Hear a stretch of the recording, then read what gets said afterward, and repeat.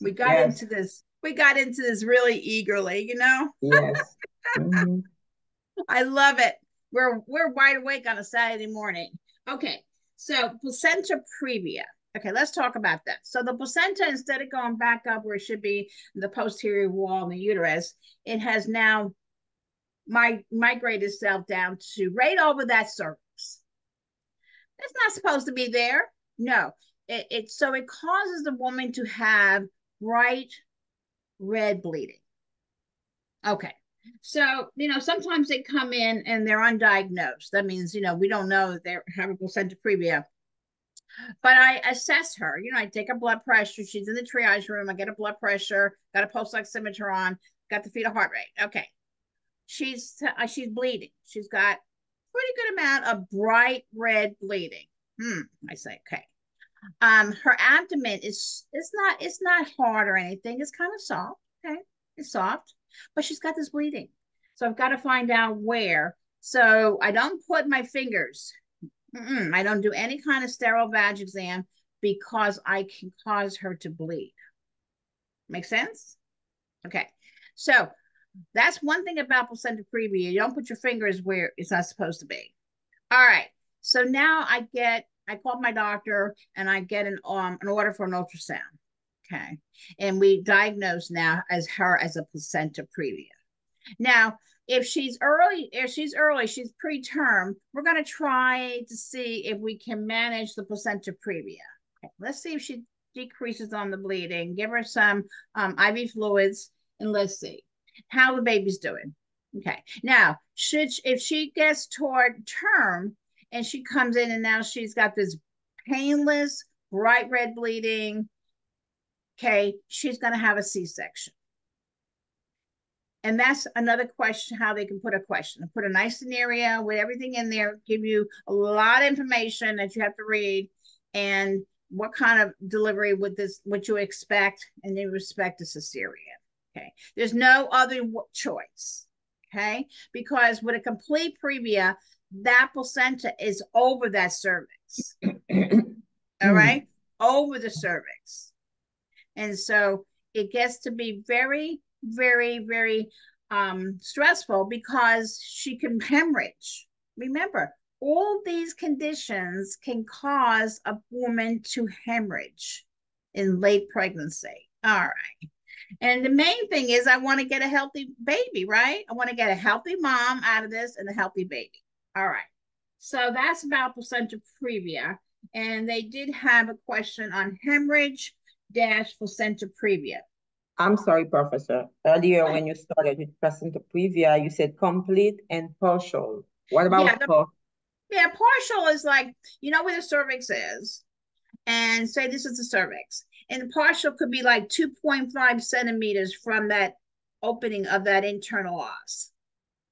It's not laying completely over it, but it's close. 2.5 centimeters is pretty close to that cervical os. Okay. So she's going to get a section. I mean, I spent almost 50 years in maternity, and there's no way we ever induce, or you never induce a placenta previa. Put it that way. Never, never, never. Okay. Okay. Good. All right. Now, the other condition that you can have is placenta abruptia. Just like I'm saying it. Think of that. Abruption. When something abrupts, think of a volcano. When something abrupts, it's painful. It's like violent. It's gonna cause, this is inside her body. This is gonna cause her pain. That's how I want you to remember it. If something abrupts, it's gonna cause pain. Okay, so she's got dark red bleed because don't forget it's higher up. It's the placenta is where it's supposed to be, unlike the previa. It's where it's supposed to be, up there in that posterior uterine wall.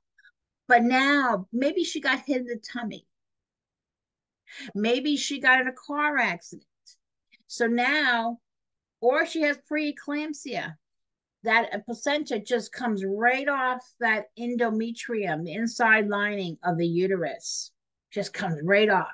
Her tummy is hard and board like, hard and board like. That's why it is that way. Now, you know that this baby needs oxygen and nutrients from that placenta. Now, the baby's in jeopardy because the placenta is abrupting off the wall. Therefore, the blood flow to the fetus is going to be what? Lower, diminished. So now when I put the monitor on, I may see fetal heart rates maybe in the 100. I got bradycardia. So I've got to act fast. So I'm going to get my team in there, and we got the diagnosis. The doctor comes in and says, let's go. Let's go to the OR. We got an abruption. Okay. And her blood pressure could be real low, and her heart rate is high. She Because now she's herself going into what? Hypovolemic shock. So you see how these all connect together? Yeah, yeah. And you got to be thinking fast, fast, fast. Okay, so we just did placenta abruptio. Okay, so does everybody feel good about these two concepts? Good. So we just Yes. preeclampsia, placenta previa, and abruptio placentae. Go. All right. We're gonna go on here. Um, they always have a question, guys, on culture. All right. The main thing I want you to always remember in this diverse world is to respect everybody's culture. Just just be respectful, you know. Um, the nurse is flexible, and like my Barbara and Kia, my story.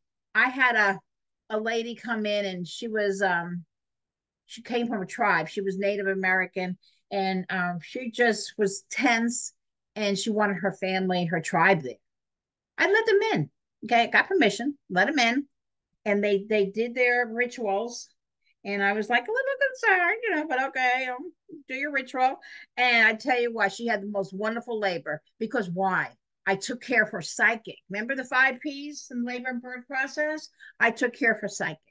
She came in and she loved me because I respect her. Do you see that bond in the labor room? It's really very strong. So that's what you want to remember when you deal with people in the rest of your life, because you're going to be dealing with a lot of people. And as a nurse, we deal with people at their lowest time of their life. They're sick, and they need you. That's what they need you. Okay. All righty. Let's see another one. All right, we're moving right along here. They always like to put a question about infertility. Infertility. We don't go too much into infertility and PM program, but they always seem to put one in there, and they have in there the client reaction. Let me just briefly go over that with you. Infertility is a really touch and go situation for a patient. Okay. There's a lot of things happening, both on female side. Maybe she's lacking estrogen, progesterone, especially because progesterone, you maintain your pregnancy. She may have a problem with her fallopian tubes. They may be scarred or due to, remember, the STIs, chlamydia, gonorrhea, syphilis, that damage fallopian tubes. So, the woman takes responsibility and goes, what's wrong with me? The men also have the same kind of problems, and causes a lot of conflict when you deal with this kind of patient, because the men have to go for sperm analysis. Well, honey, she finds out she's okay. The doctor says, well, Mrs. Jones, you seem to be okay. You got the right amount of hormones, and your fallopian tubes are open. Okay, so that's what we need. Those are two things a woman needs. And then the man goes for sperm analysis. Okay, very emotional time with that. And your role is you can't do really too much for this. You have to be using therapeutic communication in order to talk with these patients that have these kind of problems. Okay. All right. Yeah, nursing in infertility clinics is very much different than in a regular OBGYN office. It's very can be very rewarding, but it's very much high emotion. Okay, so they only had one question on that, but it was infertility testing client reaction. So, okay, and let's go on here. Let me see here. They had quite a few questions on hemorrhaging. So let me go to hemorrhaging. Let me see with my slides here. Bear with me. And we're going to go to hemorrhaging because this one I did on postpartum. So hemorrhaging. There we go. All right. So postpartum hemorrhaging. So we talked about, we have two. We have early and we have late. So these are the ones on the early. And you can see uterine atony. Okay. Or atony, a uterus without tone. And that would cause a woman to hemorrhage. Remember, early means what, guys? You tell me. Preterm? No, early hemorrhaging we're talking about. Oh, Early means in the first 24 hours. So write that down. If you couldn't oh, answer my question, write that down. Early is excessive bleeding in the first 24 hours. Okay. So so now as a nurse, I'm looking at this. So I got a uterus without tone. So I got a boggy. She's not contracted. That means she's not contracted. She's not contraction. Her uterus is not contracting. There's several reasons. She might have been an induction of labor. So we had her on Pitocin for a very long time. She might have had a precipitous birth. Remember that precipitous birth? That's labor and birth all within what? How many hours? 3 hours, right? 3 hours. So she might have been that. It's anywhere where the uterus now will not contract. Hey, how about magnesium sulfate? Would that cause me to have a uterus without tone? yes. Yes, because remember, magnesium works on the smooth muscles, and so therefore it can affect the uterus. So see how we're connecting that dot. Okay, so that's one reason. Now, another reason why she could be bleeding in the first 24 hours is she could have a laceration. The laceration is a steady trickle of blood. Write that down. Steady trickle. You know what a trickle is, right? You know those when you have a water leak, in your sink, and it goes boom, boom, boom. It's just slow and steady. Well, that's what a laceration. Her uterus could be firm, but she's still bleeding. See what I mean? So you go, my gosh, where's this bleeding come from? And so you figure it out by putting a pad down, and then 15 minutes later going back, and that pad is quite full with blood. You go, she's got a laceration going on. Okay. Now, another reason is a hematoma. These are very severe. They're bluish purplish, and they're a collection of blood, right? Hematoma, and it's usually in like the vulva area of the woman, or right, the perineum area, that vulva. So it's huge, guys, and it causes severe pain. Believe me, it's severe pain, and then that can cause a problem.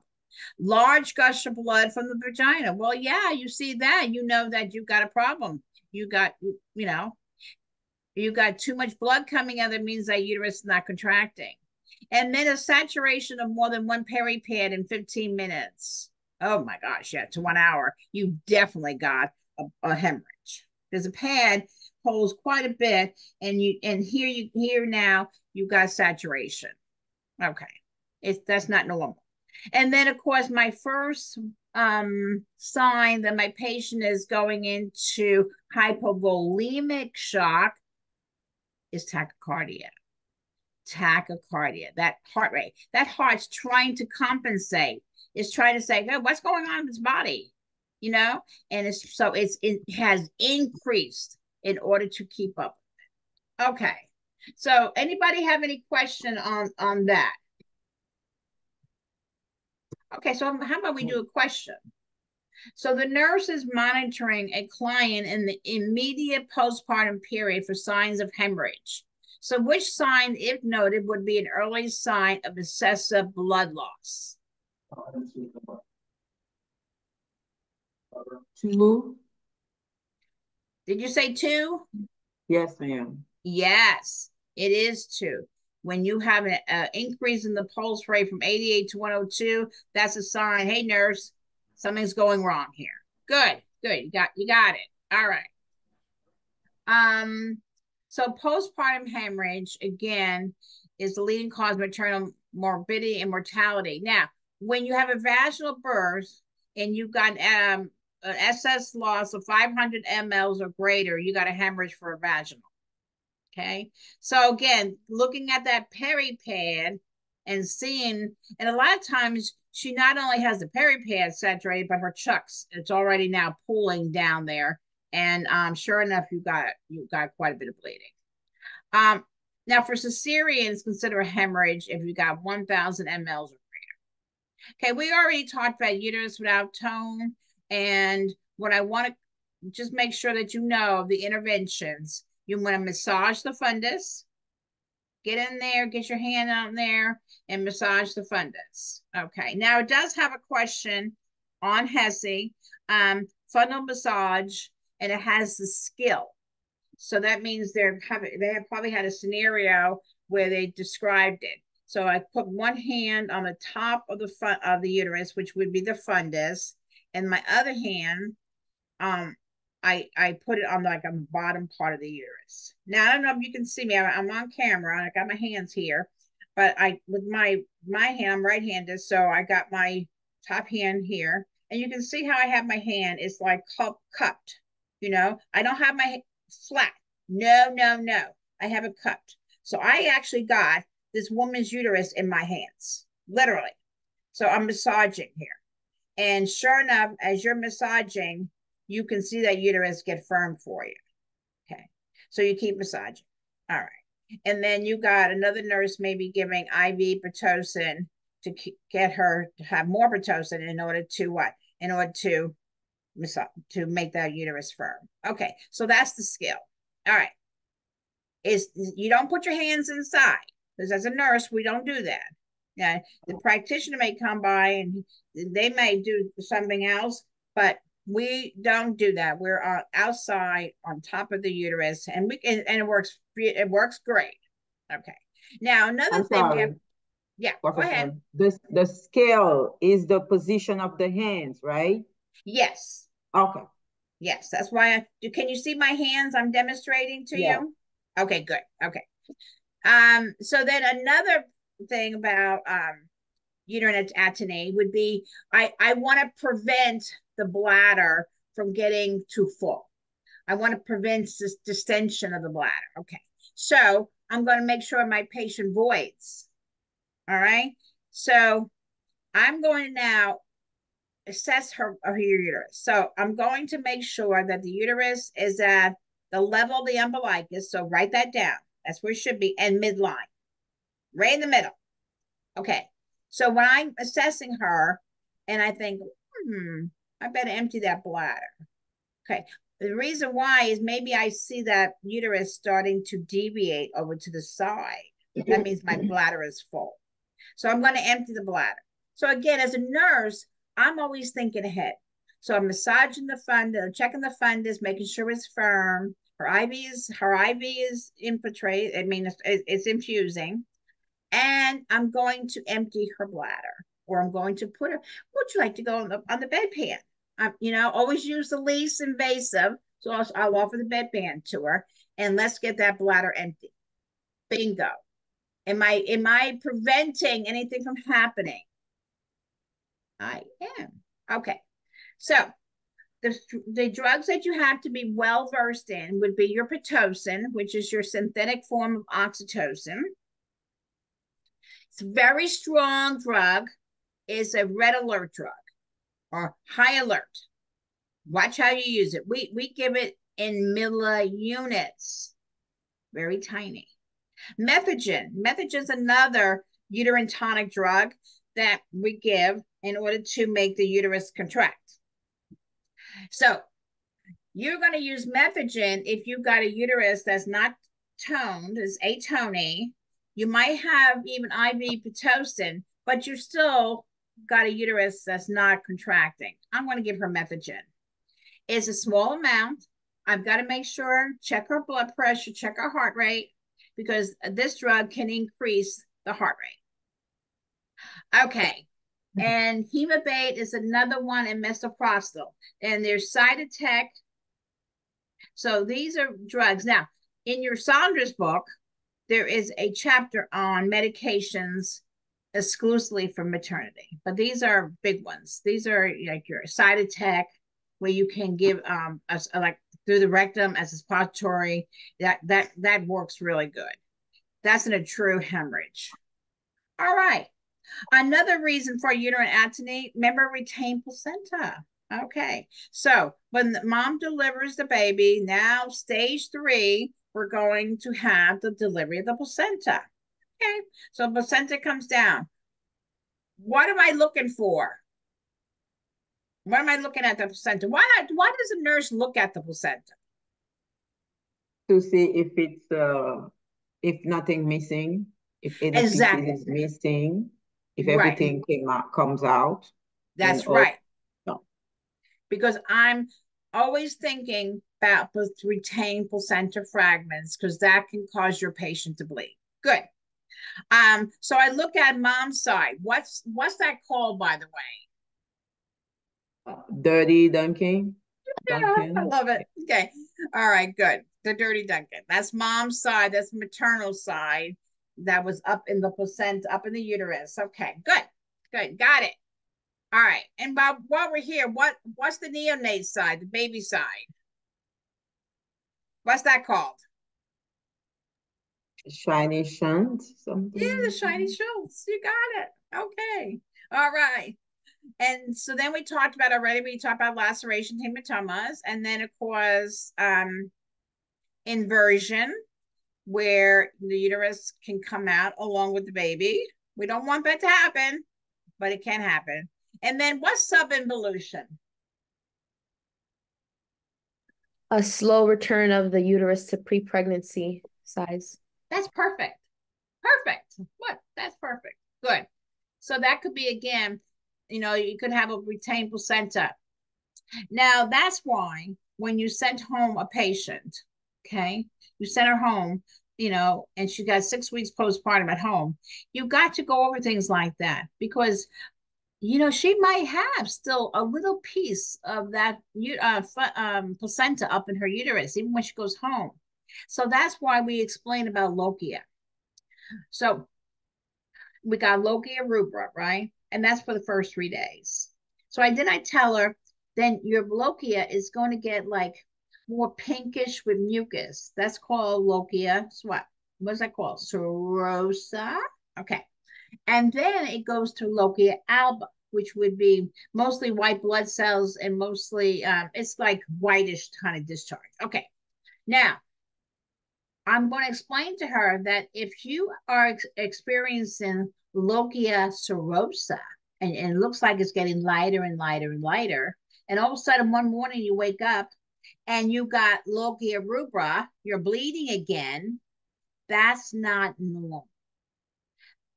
Go back to the hospital, because that could be that you have still some portions of the placenta up in the uterus. Okay, placenta fragments. Okay, so that's discharge planning, and they always have a question on discharge planning, and that you basically want to be able to tell her. Okay, remember the 4 T's, and we got that. So when a uterus is without tone, it causes her to bleed. That's tone. When she's got retained placenta fragments, that's tissue. Okay. Lacerations could be the trauma from the delivery itself, and then you got coagulation problems, so you got your thrombus. All righty, we can move right on here. Let's see another concept. So I got hemorrhage, and I got hemorrhage, and they have here multigravida. So a multigravida is a woman who's had two or more babies, right? They had lots of babies. Okay. Let me tell you, they are at risk for a hemorrhage because the uterus has become what? Bigger and bigger. It gets stretched. Okay. And sometimes the uterus has a hard time contracting after so many babies. All right. So you have to be on alert with them. So the nurse would be what? Thinking, this woman could hemorrhage on me. So I'm going to make sure I check her fundus. I'm going to make sure her bladder stays empty. I got Pitocin going. I'm watching her. I'm watching the lochia. So you think that's what you're thinking when you have a multigravida. Also, what's another thing? After my baby comes out and the placenta comes out, and we're in stage 4, then we're in the still maybe in the labor room when we're recovering. What else can I do to have her uterus contract?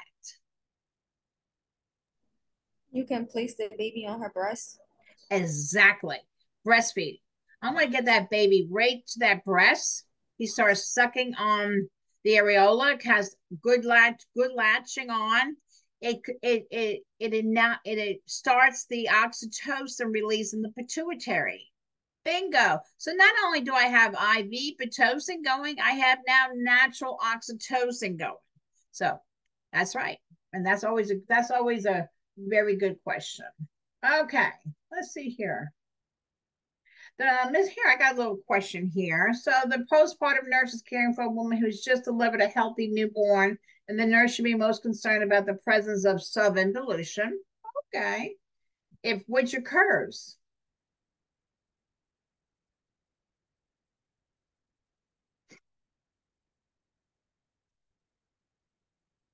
What you think, guys?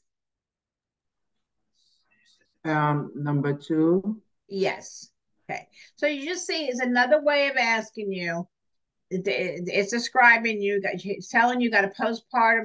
The postpartum nurse is caring for a woman who just delivered a healthy newborn. Okay, she's healthy, and she's most concerned about the presence of subinvolution, and we know what that is, in which what occurs retained placenta fragments. Very good. I think you're getting it. All right. All right. So when you're thinking I have a about, question. sure, go ahead, hon. Could you go back over sub evolution evolution? Oh, subinvolution. Yes.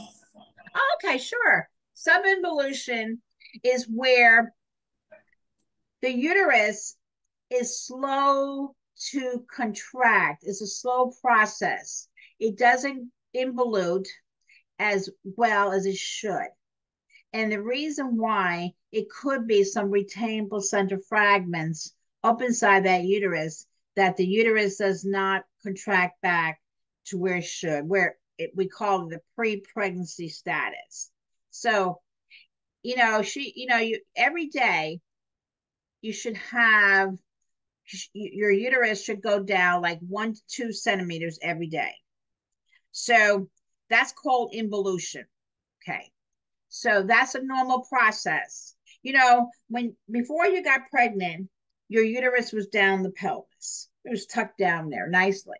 When you got pregnant, the fetus grows. So then the uterus comes out of the pelvis and becomes an abdominal organ. Okay. So now, and it grew. I mean, you got to 40 weeks, and at 40 weeks, you're up by your xiphoid process. But so now you delivered the baby, you delivered the placenta. So now this uterus is going to go back down. Go back down. It's got to go back down in the pelvis. And so that's where it belongs. And so when it does not go back down into the pelvis, that you have a delay, and that's called subinvolution. Did that help? Did that help you? Yes. Okay. All right. So remember, we got you're checking the fundus, we got a Foley going, and we got Pitocin. All right. How about another question? So on assessment of a postpartum client, The nurse notes that the uterus feels soft and boggy. The nurse should take which initial action? 3. 3. Massage that fundus. Good. Okay. All righty. Let's see here. All right. So I think we exhausted this. This is another slide that I use when I talk about postpartum hemorrhage, but we already did all this. The only thing I want to talk about here is the different lacerations, okay? Or your episiotomy. So remember, your episiotomy is a surgical cut down the perineum. It's usually midline. We have 2 types. You have midline, goes straight down, and then you have medial lateral, which goes over to the side. And you have different degrees. The first degree, which is just superficial, and then you got the second, it goes a little further, third and fourth. What you have to remember, she could have a really good scenario on, they described that she had a vaginal delivery, she pushed for 3 hours, she the health provider had to perform a 4th degree episiotomy, okay? And then you have to worry about that, right? So they could have questions about your assessment on the 4th degree episiotomy, which we fall under the acronym of REDA, REEDA. When you look at episiotomy, I'm looking at it to see if it's red. R is for redness. The first E is for edema. The second E is for ecchymosis or bruising. And then we have what? D for drainage. How much fluid, how much bleeding are we having? And then the A is for approximation of the suture line. Because she could have a complication after birth, which could be infection related to the episiotomy. So when I want to prevent that as a nurse, so I'm going to do my assessment of the episiotomy, and I'm going to use the acronym REDA. Okay, so I'm looking at that to make sure. Now, I also have to counsel my patient on eating, nutrition. They have to, I want to prevent constipation. Because a woman who has a 4th degree episiotomy, that's all they going right back to that anal sphincter. She got to be scared to have a bowel movement. Oh, they are. Believe me, they are. So I'm going to make sure that she understands I want you to have a high fiber, and I want you to drink fluids. I want you to drink water. A lot of good water, 8 glasses a day. It keeps the colon, emptying properly. You don't want her to get constipated. Do not use suppositories or enemas if a 3rd or 4th degree. You do not do that. Too much pressure on that area. The main thing, when you have a episiotomy, you have a surgical incision in the perineal area, okay? And you don't want, any constipation. You don't want a lot of pressure. You don't want her pushing for a long time trying to get the stool out. So you want to make sure that you have it going. Now, a lot of times they can use Colace, as a stool softener in order to make sure that we don't have constipation. While we're here talking about lacerations, you're going to teach them how to do pericare. Keep the area clean. I want to prevent an infection in the episiotomy. Let's keep it clean. We're going to use this little bottle. It's a squirt bottle. And every time you either urinate or have a bowel movement, you're going to use a squirt bottle, warm water. They usually love it. And wash off the area, then just pat dry. Okay. So by doing that, I'm keeping the episiotomy free of infection. You see what a nurse does? Prevents an infection. Okay. All right. So I think we conquered that. Any questions on episiotomies? Okay, I'm going to move on then. All right, so here is a great picture on a hematoma. They are very painful looking, and there's purple bluish swelling. Okay. Pain is very painful. Okay. Then I talked about inversion already, and I already talked about subinvolution. Okay. Gonna move right on. Move on. Here we go. So here is hypovolemic shock. They did have a question. Let me just skim here about hypovolemic shock and how to recognize it. And so, yes, so your first sign is your tachycardia and your heart is pumping harder. And then your blood pressure goes down, you get pale, cold, clammy skin, and mental status. If you get to this mental status changes, you're in big trouble. Okay. All right. Another, let's see here. Episiotomy, they did have ice pack. Okay, so after your patient delivers, and you have an episiotomy, you want to apply ice. Ice is in the first 24 hours, okay? Your ice is your great anti-inflammatory, okay? It works like a charm, and it really will take a lot of the swelling down very quickly. So ice packs to episiotomy. Yeah, okay. All righty. Yeah, go ahead. So, when you apply ice for the first 24 hours, do you apply heat afterwards or? Yeah, yeah. Ice for the first 24, and then we introduce them to what we call a sitz bath. And everyone has their own little sitz bath, and you put it on the toilet, and you hook it up to the faucet, the little tube, and she sits there, and she takes this like wand and just runs it over the episiotomy area, her bottom. Oh boy, that works like a charm. And also, I love it. It keeps it clean.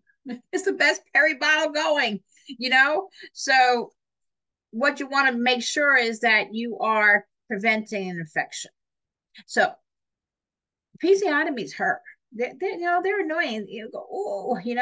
So you want to make sure that you take down the swelling. There's a lot of edema and a lot of bruising. So you want to take that down and you apply ice. Ice 24. Okay. Then you go to sitz bath. And then she takes that little sitz bath home with her. And she can put it on the toilet at home, and it's really, really good. Okay, so they did have a question on the boggy uterus and massaging. They do like that. So like I said, this one had quite a bit of hemorrhaging in. That's why I'm doing this morning, because they love the hemorrhage. Okay, and because why? What do you think? Because they want to make sure that you're a safe practitioner. Okay. They also had a question on postpartum changes. So, the breast changes, the breast gets fuller after she delivers, even during pregnancy and after she delivers. You know, remember, breast is the best. You always want to encourage breastfeeding. They can get more calories. How many more calories can they have if they're breastfeeding? 500. 500. So also, not only can they have more calories, yay, but the uterus will involute quicker. Okay, so because she's breastfeeding, she's producing more what? Oxytocin from the pituitary. The uterus will contract and go down quicker. So I usually tell my young mothers, you want to get back into those skinny jeans, because that's the first thing they want to do is get back in their skinny jeans. And this is reality. It happens. I say breastfeed. You'll get back in those skinny jeans faster. And they go, okay, I'll breastfeed. And I got it. So why do I, as a nurse, want these mothers to breastfeed? So the uterus can contract back to regular size. Yeah, and also, what for the baby? Oh, nutrition. Yeah, what does it provide? Antibodies. Antibodies. Oh, there you go. Write that down. It gives them antibodies, because babies have only 1 month of passive immunity from mom. Only 1 month. So I want to protect this baby from getting sick. Again, a nurse is what we're doing. We're preventing. So breastfeed your babies. The colostrum has very good antibodies, and the baby will get enough nutrition. And you are providing the best for your baby. Okay. And they always have a question about breastfeeding and antibodies. So Is she? How do I know? Oh, they have this question too. How do I know that the baby is getting enough nutrition? 6 to 8 wet diapers a day. Right. The Yeah. baby will have 6 to 8 white diapers, 6 to 8 wet diapers a day. And that's what we The tell them. urine is diluted too. But, The baby's urine is diluted. yeah, the urine should be at least, coming out, and you're changing at least 6 to 8 wet diapers. That means that baby is getting enough fluids. Okay. Because let me tell you, a lot of mothers question about the colostrum. And the colostrum is very good. And even though it looks very thin, because in our mentality, we see thin fluid, we think nothing to it, right? Yeah. We see things that are more thicker, say, like a milkshake. Don't you think? Then you think more, oh, the baby's, it's more nutrition. But that's not true. The colostrum has such great antibodies. The baby will get what it needs. Now, a lot of babies do lose a little bit of weight, right? Like almost 10% of the weight right after delivery. And women get very upset about that.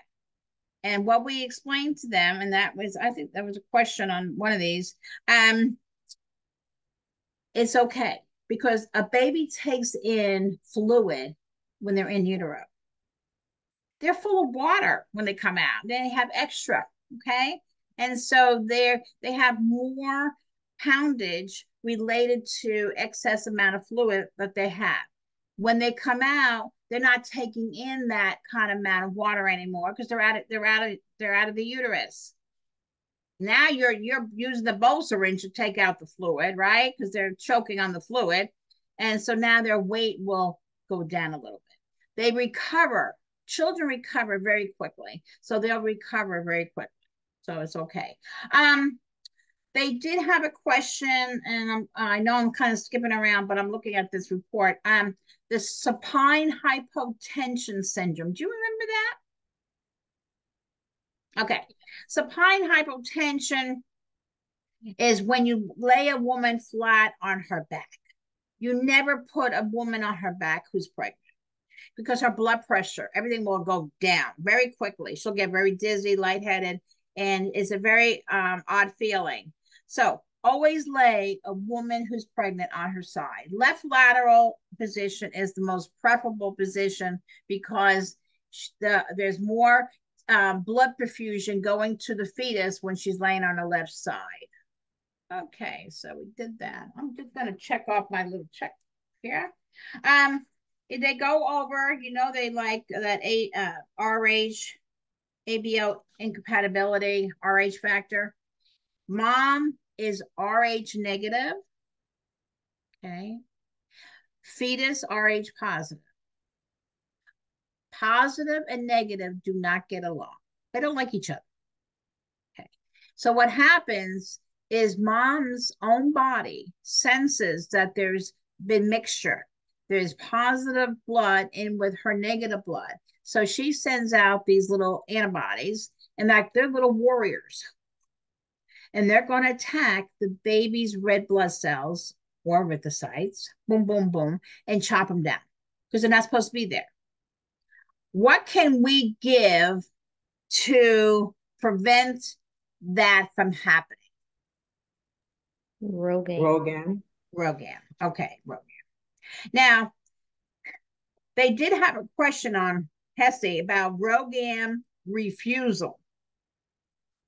So read that kind of, if it shows up again, read that question very carefully. So what we do is we can do a test on dad.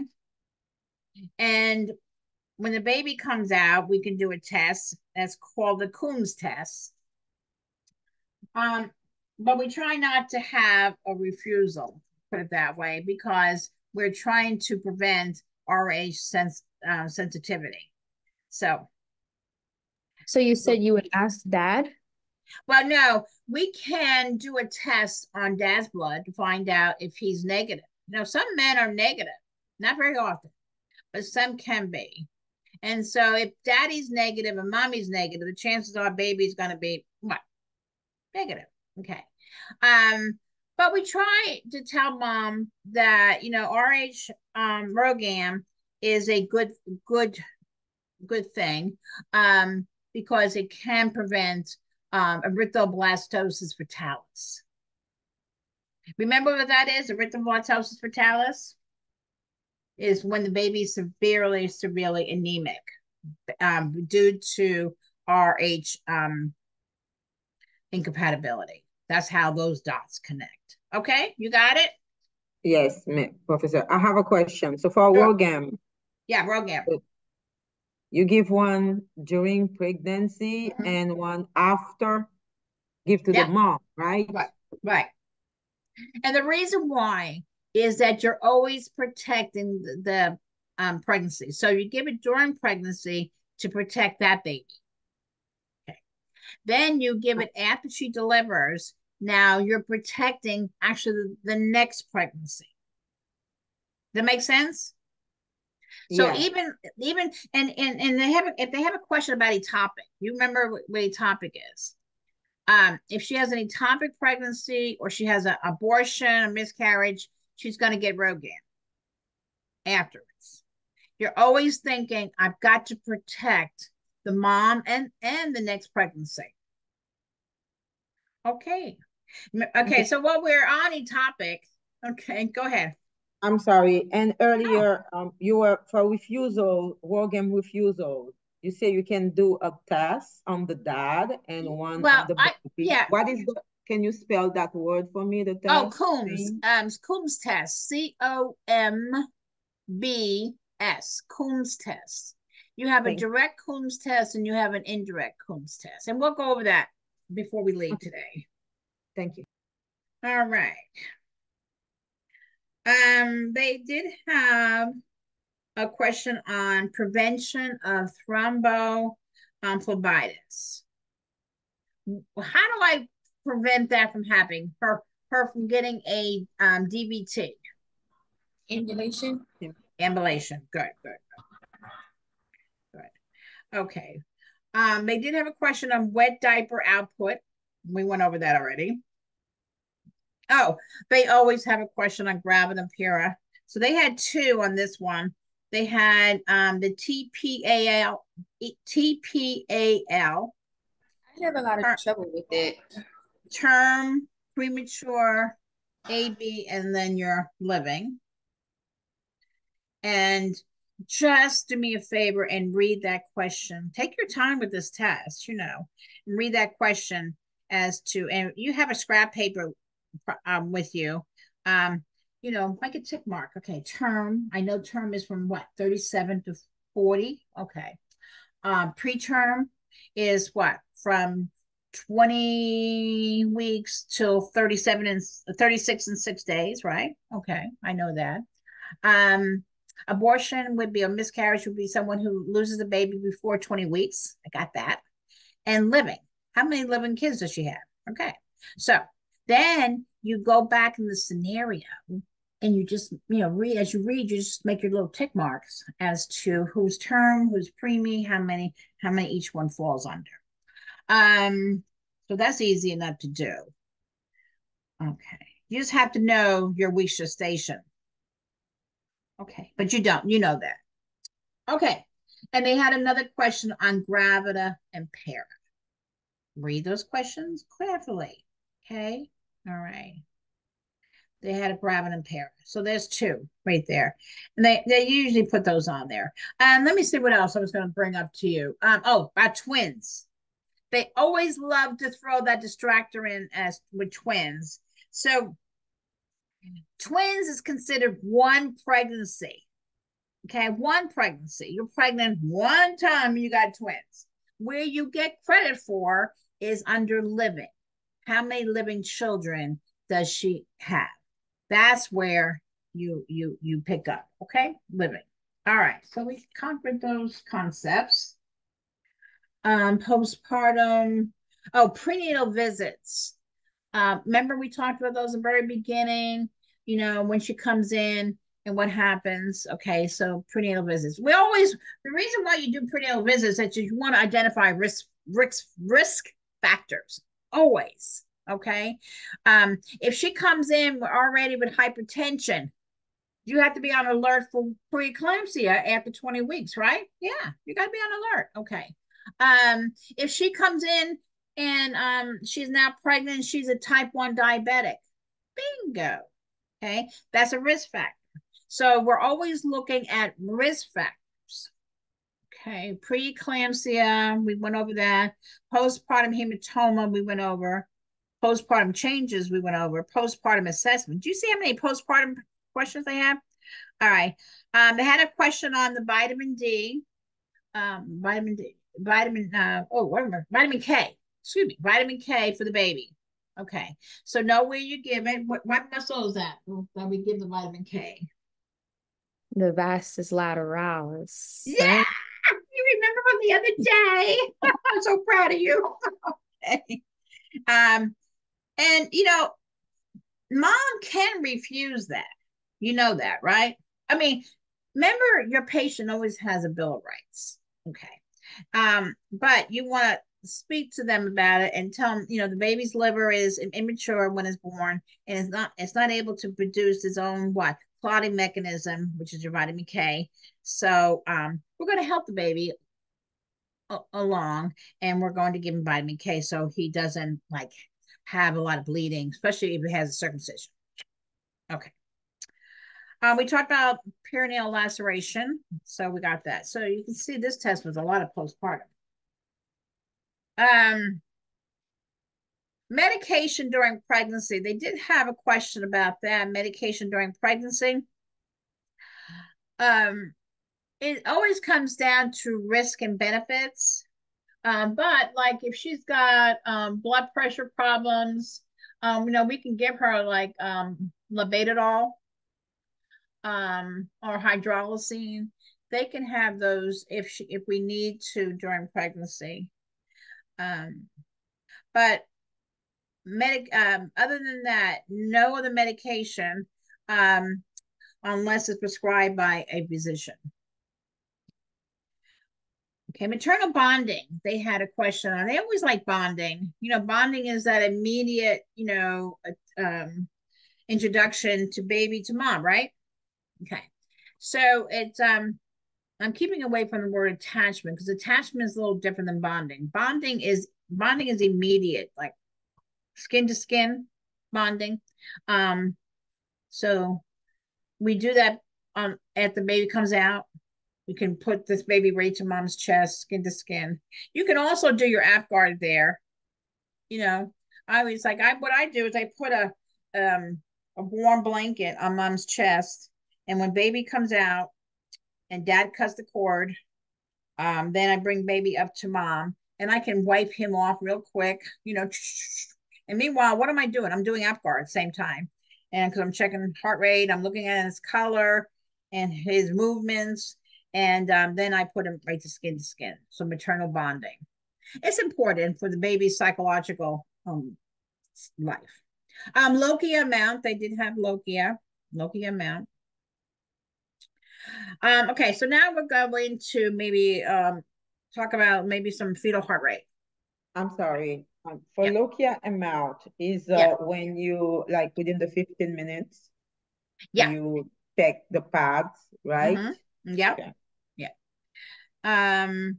So, and I know in your book, they have Lochia mouse, so you might want to look that. Let me see the HESI. Are you all in your HESI book? Yes. Okay. Because you know me, I told you day one to be in that HESI book. And it does come in handy now. I tell you what. Okay. Let's see. I'll find it in your book. Okay. So let's go on here. Late decelerations, guys. Now, I know within the scope of practice for LPNs, you're not really looking at fetal monitoring, right? Okay. But you have to be able to recognize some of these different decelerations. So on HESI, what they did was they put a late deceleration and they put it action. So what they want is to know that you can recognize a late deceleration. So a late deceleration, it occurs, the nair, the lowest portion of the heart rate, occurs after the contraction.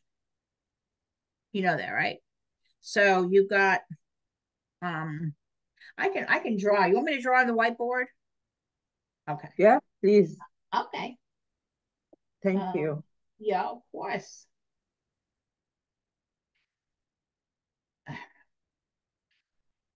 My goodness, what the heck is all this? All right. So here I've got, okay, let me go down here first. I got contractions.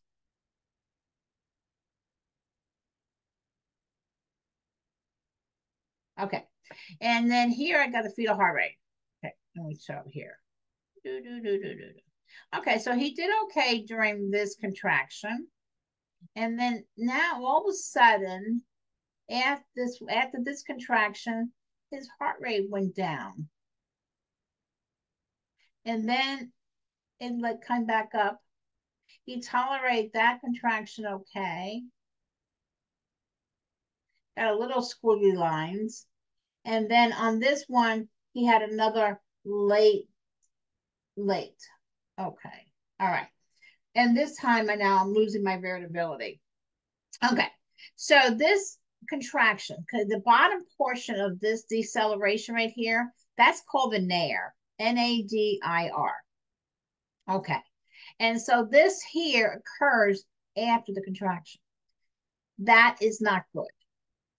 Okay. So this a late deceleration is not good. That a late deceleration is caused by uterine placenta is insufficiency. Okay, that means that the placenta is not giving the amount of oxygen to this baby that it needs. So the baby goes, wait a minute, I can't take this anymore. And so my heart decels. I don't have enough blood flow. This is not good. So if you come across and you're in the labor room, you come across seeing a late deceleration, you had to report that. So either the choices would be to report to like the physician, or I would report it if I'm the LPN straight to the RN and get somebody in that room. Okay. And then the baby had another late deceleration and never not good. Okay. We have to correct this very quickly. Also, she could turn the patient to the side, the patient was on her back or something. Turn the patient to the side. But just remember, late decelerations caused by uterine placenta insufficiency is never good. Okay, does that help?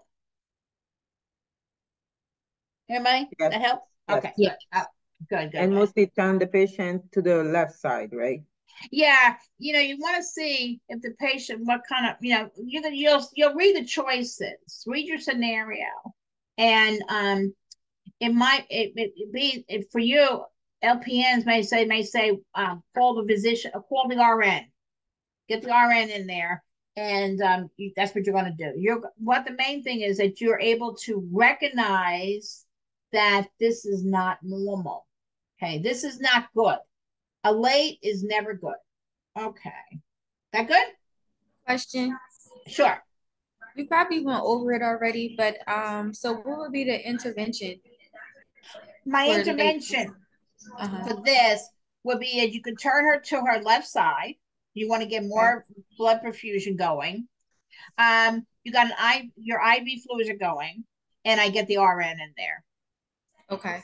Okay, absolutely. Get the RN because she's the one that takes ultimate responsibility for this type of deceleration, because eventually what happens, you see here how I didn't draw the squiggly lines here, that the baby loses his variability. So this is not good either. Okay. All right. Okay. Let me come out here and go back. Let's close this out. I'm trying to close you out here. Okay. So did that help by me drawing late deceleration and showing you? Okay. Yeah. They want to make sure that you know what to do. Okay. Another question that they liked was intrapartum, labor and delivery, pain management. Pain management. Okay, so we got a couple things for pain management. We can talk first by non-pharmacological pain management, right? Let's see here. Which would be what? What would be considered non-pharmacological pain management? Effleurage. I am what? I'm massaging my belly. Okay. All right. I do anything for you to remember it. You did it. Yes, What's another non-pharmacological? a warm shower. Yeah. I'm going to tell you, I love putting my patients into a nice warm shower. They stand there, okay? And they let that warm water just come over their breast and their butt and their belly. Oh my gosh, they get so relaxed. All of a sudden I see bloody show. What's bloody show? A mucus. When it comes with mucus. Okay, so what causes bloody show? Contraction. Okay, so that means the cervix is what? The Opening cervix up. is start, dilating. That's right, it's dilating. So I can use that. So hydrotherapy, the whirlpool, the shower, diversion, distraction, effleurage. Okay. Sacral Some one. pardon? Isn't sacral pressure one of those two? Yeah, especially in the very beginning. Okay. What happens in the very beginning of labor? Oh man, my back, nurse, right? So you can do that sacral counter pressure on her back. Okay. What causes that to happen? If she has a lot of low back pain in the early stage of the first stage, what causing that? The baby's position. It's baby's position. Great. Yeah. It's in the OP position. OP or OA. No. Stay with OP. OP or OT. Yeah, stay with OP. OP. Yeah, stay with OP. You were right. Occipital posterior is where that baby's head is looking, he's got his head up with his chin up and is pressing right into mom's lower back. And it gives her such bad low back pain in the first stage of labor. Yeah, bless her heart. So you give sacral counter pressure, boom, it helps. And I usually put my patient, I tell you what I do. I get a bedside table and I get a pillow. And I put my patient, I tell her to put her body over the pillow, and she stretches out her back. And boy, that works too. Okay. All right. So yeah, so we got, if she wants non-pharmacological, is that okay? Yeah, it's fine. You don't want to do any drugs? I'm with you. I'm here to help you. Okay. If she's by herself, who else can she hire to be with her? A doula. A doula. Good. Okay, good. You know about doulas. Okay. So sure, I work with my patients, get her up, walking, different positioning. That's why there's one of those P's of the labor and birth process is position. So, but now she tells me, nurse, these contractions are really hard. She's been breathing, doing her slow chest breathing. You've been working with her. That's another non-pharmacological means of pain control is breathing properly. She says, I want some medication. Let's start there. What medication can I give her?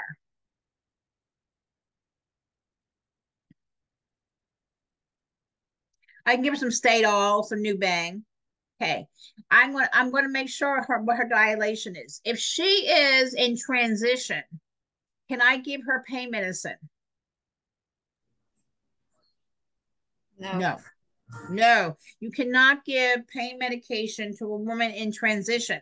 Remember, that's when she's like 8 to 10 centimeters. That's the last phase of the first stage of labor. I'm not going to give pain medicine. No. Because because shortly after that, she will deliver and you'll have a baby very flaccid. Okay. So you want to keep away from pain medicine during transition. The best time to get pain medicine is when she's in active phase. That's 4 to 7 centimeters.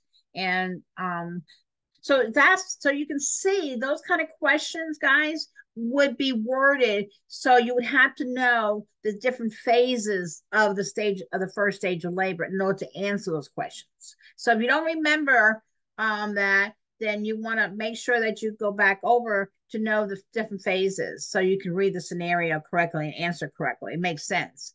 Yeah, I'm sorry. What is the medication can give her? Oh, Stadol, Stadol. These are narcotics. Now, and or Nubang. They're both pretty good to give a woman in labor. But you don't ever give in transition. Okay. Just in case if you see that question. You might see, you might not. But LPNs may be called in to help a woman get an epidural. Okay. So an epidural, and they did have this on here, intrapartum pain management and epidural. So epidural can take down a woman's blood pressure. Okay, so I want to do an IV bolus prior to giving her an epidural. The main thing is that you hold the patient still during the epidural so that the anesthesiologist doesn't go into the spine, okay? Because then when you touch the spine, a small little hole will make her pretty sick after delivery. Okay, they get a spinal headache because the cerebral spinal fluid has now leaked out. All right, so you want to hold the patient tight. You want to give an IV bolus of 500 to 1,000 mLs prior to giving epidural. Anesthesia will tell you exactly how much to give, and then she gets an epidural. The main thing is with epidurals is that when you change position, which you have to do of the patient, you have to make sure you protect the back, because the epidural catheter is taped to her back, and so you want to make sure that stays in place. Okay. So that might be another question too that they would ask you about is position changes. Yeah, you don't want to lay a person laying in the same position for 5 hours. No, you want to make sure that you change position, but you change it when protecting her back so the epidural catheter stays in. All right. Also, during an epidural, you want to make sure you're taking blood pressure. You got the machine on. You have pulse oximeter. Got your IV fluids, of course, and you have fetal monitor. Okay. All righty. What does the acronym LION, LION, stand for? Left side, Mm-hmm. IV. Uh-huh. Oh, goodness gracious. Keep going. Oxygen. Okay, yeah. Oxygen. Oxygen, good. Mm. And what's N? Oh, need help. Need help. You need to notify somebody. The nurse. Notify the nurse. Yeah, notify the nurse, notify the physician. Usually, the acronym LION comes in when you have a baby who's starting in fetal distress, who's in fetal distress. Okay, you've got to position mom. So get her whatever position. Try to get preferably on the left side. Now, if she's on the left side, obviously I'm going to flip her to the right side, but get her on her side. Okay, IV fluids. If you don't have an IV in, you want to get an IV in because you got to give IV fluids. Always oxygen. You're going to give 8 to 10 liters via tight face mask. It's a tight face mask, not loose. It's a tight one. And sometimes we use those non-rebreather bags, Okay. And then N is I need help in this room. You cannot handle, say, late decelerations on your own. No. Okay. All right. So that was on there. Oxytocin was a drug that was on there. So you want to make sure you look up oxytocin. Okay. You know, oxytocin comes from pituitary, and that's what starts labor. It's a urotonic hormone. It's a hormone, and it's a urotonic hormone. Starts labor. Makes that uterus contract. That's what puts her into spontaneous labor. Okay. Nipple care. We want to have proper latching on the baby onto mom's areola. She gets the entire areola in his mouth. If you don't, then she's going to have cracked nipples. If he's just holding on to the nipple itself and she thinks, oh, he's got it in his mouth. No, because eventually that nipple will crack and bacteria can get in there and she can have mastitis. Mastitis is an infection of the breast. It's not pretty. It's red, really swollen. I gave you plenty of PowerPoint slides of this. Red and swollen, and it's heavy. It hurts. And if a bacteria gets in there, she can get have purulent drainage. And I'm going to tell you, you cannot breastfeed when a woman has purulent drainage coming out of the nipple because that's infection. So they have to pump and dump that breast. So you can breastfeed on the other breast, unaffected breast. But I tell you, 9 out of 10 times they stop breastfeeding. They don't want to breastfeed anymore. Okay, so we're going to do nipple care because what's our business? Our business is in prevention, right? We're going to prevent that from happening. We don't want mastitis to happen because she'll be very uncomfortable. So I always want to make sure that the milk flow is flowing. I want to make sure that she breastfeeds every 2 to 3 hours, right? Sometimes more. We want to make sure that maybe before you breastfeed, you could take a nice warm shower, let that relax, get those ducts wide open. There's 2 hormones that take place during breastfeeding. One is called prolactin. Prolactin is a very important hormone to produce the milk. And then oxytocin remember the oxytocin? I mean, that hormone does a lot of stuff, doesn't it?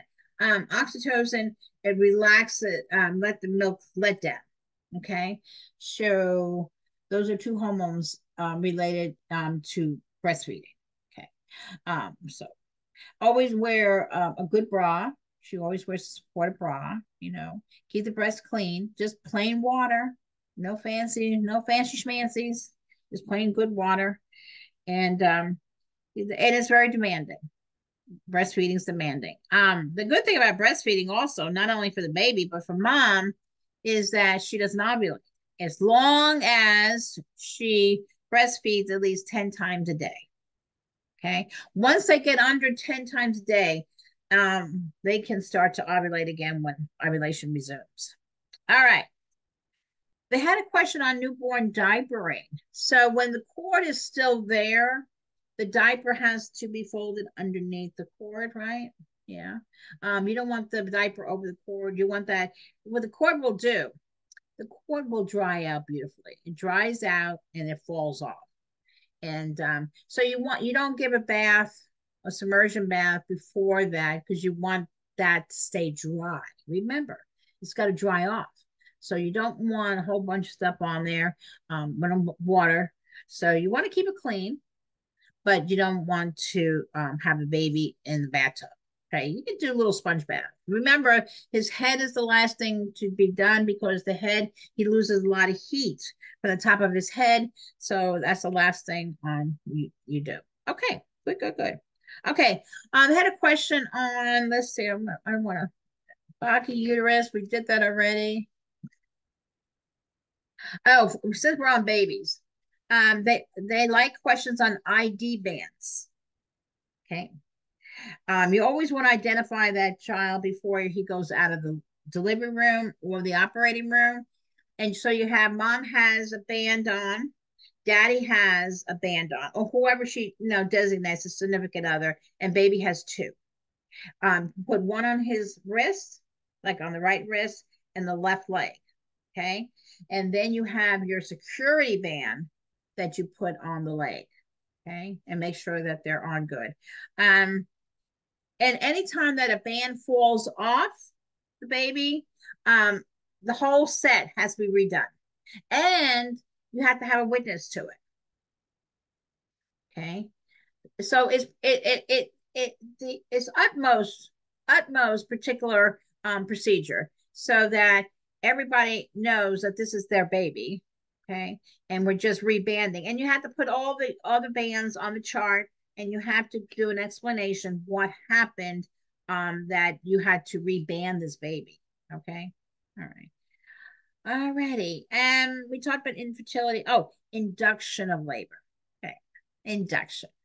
So an induction of labor means you actually have a woman that maybe didn't go into spontaneous labor her own. Okay. So now she's like 42 weeks gestation and time to get the baby out. We're going to put her into labor. Okay. That's why it's called induction. We're going to induct her. We're going to put her into labor. We're going to give her Pitocin, and we're going to put her. So when you're doing an induction of labor, you got mom on the blood pressure cuff, doing vital signs, baby's on electronic monitoring, and you're making sure that your contractions are like acceptable frequency, like every 2 to 3 minutes apart. Okay, nothing sooner, nothing closer. So frequency would be every 2 to 3 minutes. Duration of the contraction would be 60 to 90 seconds. Okay. And eventually, when you're inducing somebody, you want to, you're mimicking labor. Okay. You're not just giving a whole bunch of pit at one time. You're mimicking. We start out with, 1 milliunit of Pitocin. That's a small amount of drugs. Okay. And so we're just mimicking the labor. So we're going to mimic. We're going to start slow and then work up till we get her delivered. Okay, so on the intensity of the contraction itself is external. It's external monitoring. So you're going to use. Remember, you're going to use some things. What did I say? And for intensity of labor contractions, I said your nose. Touch your nose. That's a mild contraction. Mild, Yeah. moderate. The chin is what? The moderate. Moderate. And the forehead, I touch the forehead. Firm. That's a firm contraction. That's how you know the intensity of the contraction. So again, going back to induction, that's how we do. So we got frequency means from the beginning of one contraction to the beginning of the next contraction. That's frequency. And duration is the beginning of one contraction to the end of that same contraction. Okay.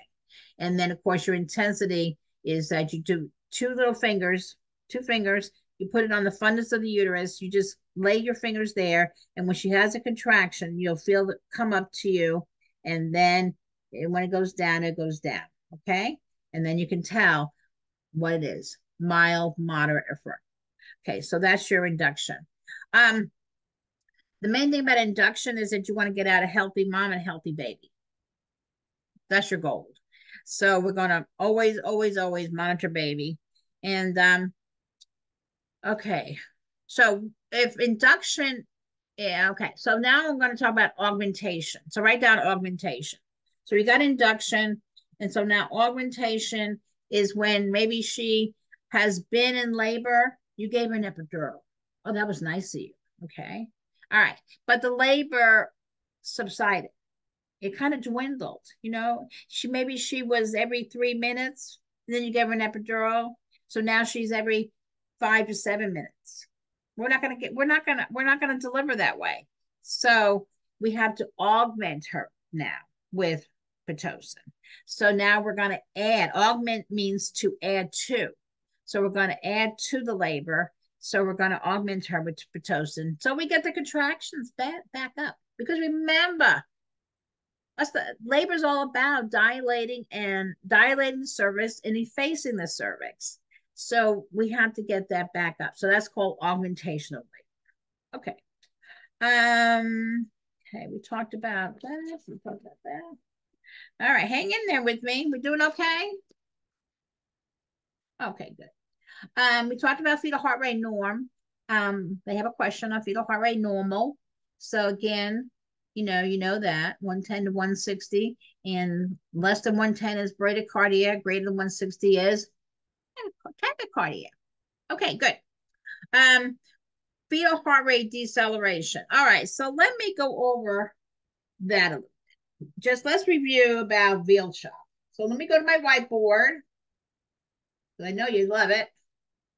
And let's go here. Okay. And here, I'm going to highlight. I want my pen. Okay. All right. Okay, here I got my pen. Okay. So here I'm going to draw my, oh, I don't want that. Oh, no. Hold on. They changed this. They did an update on this on me. All right. No. Yeah, there's my pen. Okay. All right. So here, I'm going to have contractions. Oh. Okay. Remember, that's how I know my patient's in true labor is she's having what? Contractions. And she's dilating her cervix and she's effacing the cervix. Okay. So now remember, V stands for variables. And variables are caused by what, guys? Cord Cord compression. compression. Right. So the baby may, grabs onto his cord. So what a variable does, let me come over here. This is, I got my fetal heart rate going. Okay.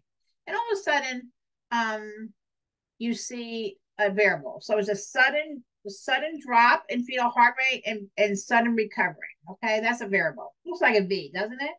Okay. And then, we go along, and all of a sudden I have another variable, a sudden drop and with quick recovery to baseline, and he goes back up. Those are variables. Now, variables can be a V, can be a W, or can be a U. Okay, that's why they're called variables. They're caused by cord compression. The baby just maybe grabs onto it and he plays with his cord and his heart rate goes down, but he lets up and it goes back up. Okay, he grabs onto the cord here, heart rate goes down, he lets up, he starts to let up here, and he comes back up. That's cord compression. Okay. All right. All right. Let's maybe draw an early for you. So here I got baby doing good. And all of a sudden she has this big contraction. Look at this contraction. So all of a sudden my baby's heart rate goes down with the contraction, comes right back up. And here we go. We're doing good. Okay. So now I've got what we call an early. So remember the nair, the lowest part of the fetal heart rate, is along with the peak of the contraction. That's an early. Okay. That's caused by what? Head compression. Head compression. Absolutely. And that's a good sign. That's a good sign. So I call one of the reassuring. Especially if she's like 8 centimeters and I see it early and I go, my baby's coming down. That's what I say. And so then I check her, and sure enough, I can feel head. She's a +2 station. Hey, all right, that baby's head is good. So that's an early deceleration. That's okay. That's all right. All right. And then accelerations are A-okay, right? So you have a heart rate, say 120, and all of a sudden he gets excited. His heart rate goes up to 135, which is 15 beats above baseline of 120. And I look really good. This is acceleration. This is A-okay. Okay. All right. And then we already talked about lates. Okay. All right. So everybody good with let me come back here. Everybody good with the different decelerations? Okay, good. So we can recognize them. Okay, good. We talked about episiotomy and ice pack already. That was one of them. It was on this one. Diabetes and a jittery baby. Okay, so let's talk about babies born to diabetic moms. Okay, they're usually pretty big babies because they've been in a hyperglycemic environment, a lot of sugar. Okay. And so, mom's been trying to control her diabetes throughout the pregnancy, and it's hard. Okay. And we've been watching the baby by doing non-stress tests. Okay. And now mom's gonna deliver. Okay. So baby comes out, and the baby, we always check blood sugar. Okay. Because a jittery baby is never good. You know, it's because that happens because he was in a high sugar environment in utero. Now he's born. Now that sugar has been cut. It's been taken away. Hey, no more sugar for you. What happens to your blood sugar? It's going to plummet. It's going to just go down severely. And they start to show signs of jitteriness, little tremors, and it's not good. So you always want to monitor the blood sugar. So a term baby would be like 40, some books say 45 milligrams per deciliter. Some books say 40. So from 40 to 45, that's not a good range. Okay. That's hypoglycemic. Now for a preemie when you get really low on that, it's like 30 milligrams per deciliter. That's never good either. So you want to make sure that you're watching blood sugar. Okay. Any questions about that? So I'm going to make Yes, sure. Yeah, go Professor, ahead. I'm sorry. For Yeah. that's called gestational diabetes, right? That's called that is mom is gestational diabetic delivering a macrosomic baby. Macrosomic babies have a tendency to be hypoglycemic at birth. And hypoglycemic at birth leads to what? What can it lead to? It Hyperthemia, can lead to hyperkalemia. hypercalcemia, and what else? Hyperbilirubinemia, and can lead to what? Respiratory distress. Okay. No. Do I want to take care of a baby born to a macrosomic mom? Yes. Remember that slide I had on the end? And I had all those listed for you. So you have a baby, have a gestational diabetic delivering. It's gonna be a big baby. Could be a hard delivery. Could end up with a 4th degree episiotomy. Okay, could have a vacuum extractor delivery. Remember the vacuum extractor? Mom can't push this baby out, so then we're going to use the vacuum on her, and then we put on the side of the head, and we help her deliver with the vacuum extractor. Remember, they have a circular edema mark on their head from the vacuum extractor. Okay, so now the baby comes out. He's a little flaccid. He's like, oh my God, here, that was hard delivery. Okay, you take him over to the radiant warmer that you have already warmed up, and you're going to assess him very quickly and do his APGAR, and he's jittery.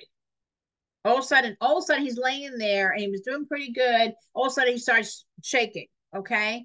That's because his blood sugar is going down. So what do you want to do is you do a blood stick real quick, do a heel stick. Okay, real quick, and get a screening. And then if it's real low, then we do a venous puncture because we want to get more blood. Okay.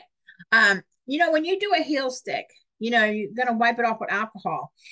You have to take your sterile 4x4 and wipe off that alcohol because alcohol can skew your results. Okay. So, that's just a technique. All right. What else? So you do blood sugar. If it's real low, that baby's going to NICU, folks. Okay, because I know from low blood sugar, that baby is at risk for respiratory distress. Okay, because he's going to try to use more energy up, and he's going to make his blood sugar go down even greater. Okay, all right. Because don't forget, breathing takes energy. We take it for granted because we walk around breathing, but it takes energy to breathe. All right. So this poor baby is going to use a lot more glucose up just to breathe. So I'm going to get that baby to the NICU. In order that as a nurse, I can prevent him from going into respiratory distress.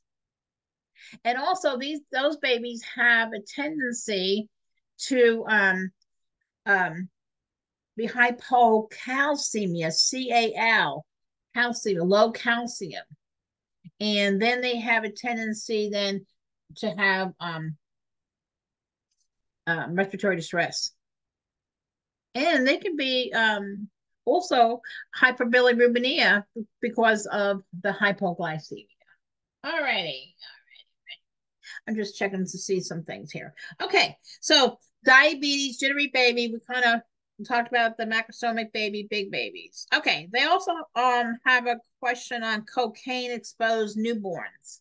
Okay, remember neonatal abstinence syndrome. So that's a pretty bad situation in our world today, is it not?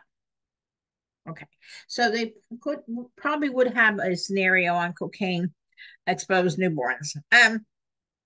These babies need low stimuli. Okay, you got to get the noise out because they are so hyper irritable. All right, they're so hyper irritable. So you want to make sure. What's the best way is to what? Swaddle. Swaddle. Swaddle them. Wrap them up real tight. So remember me, real tight here. Swaddle those babies.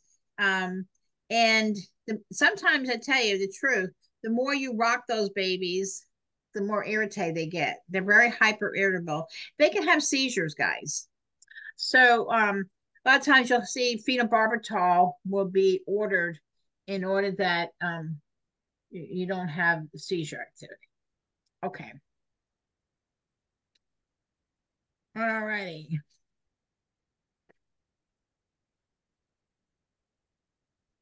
All right. They also, I don't know why they put this in here, but they also put a questions about a scenario about food in labor. Food and labor. So, clear fluids is usually the best, especially if you're doing like an induction. Because don't forget, anything you give a patient during the labor process, you want to make sure you do an INO on them, and and be careful with your times. Make sure you write down the time that you give patient the food, because if she ends up with a C-section, anesthesia will want to know that information. But clear fluids, and I tell you what, we keep away from cherry, anything with red dye in it, because we don't know if that's blood.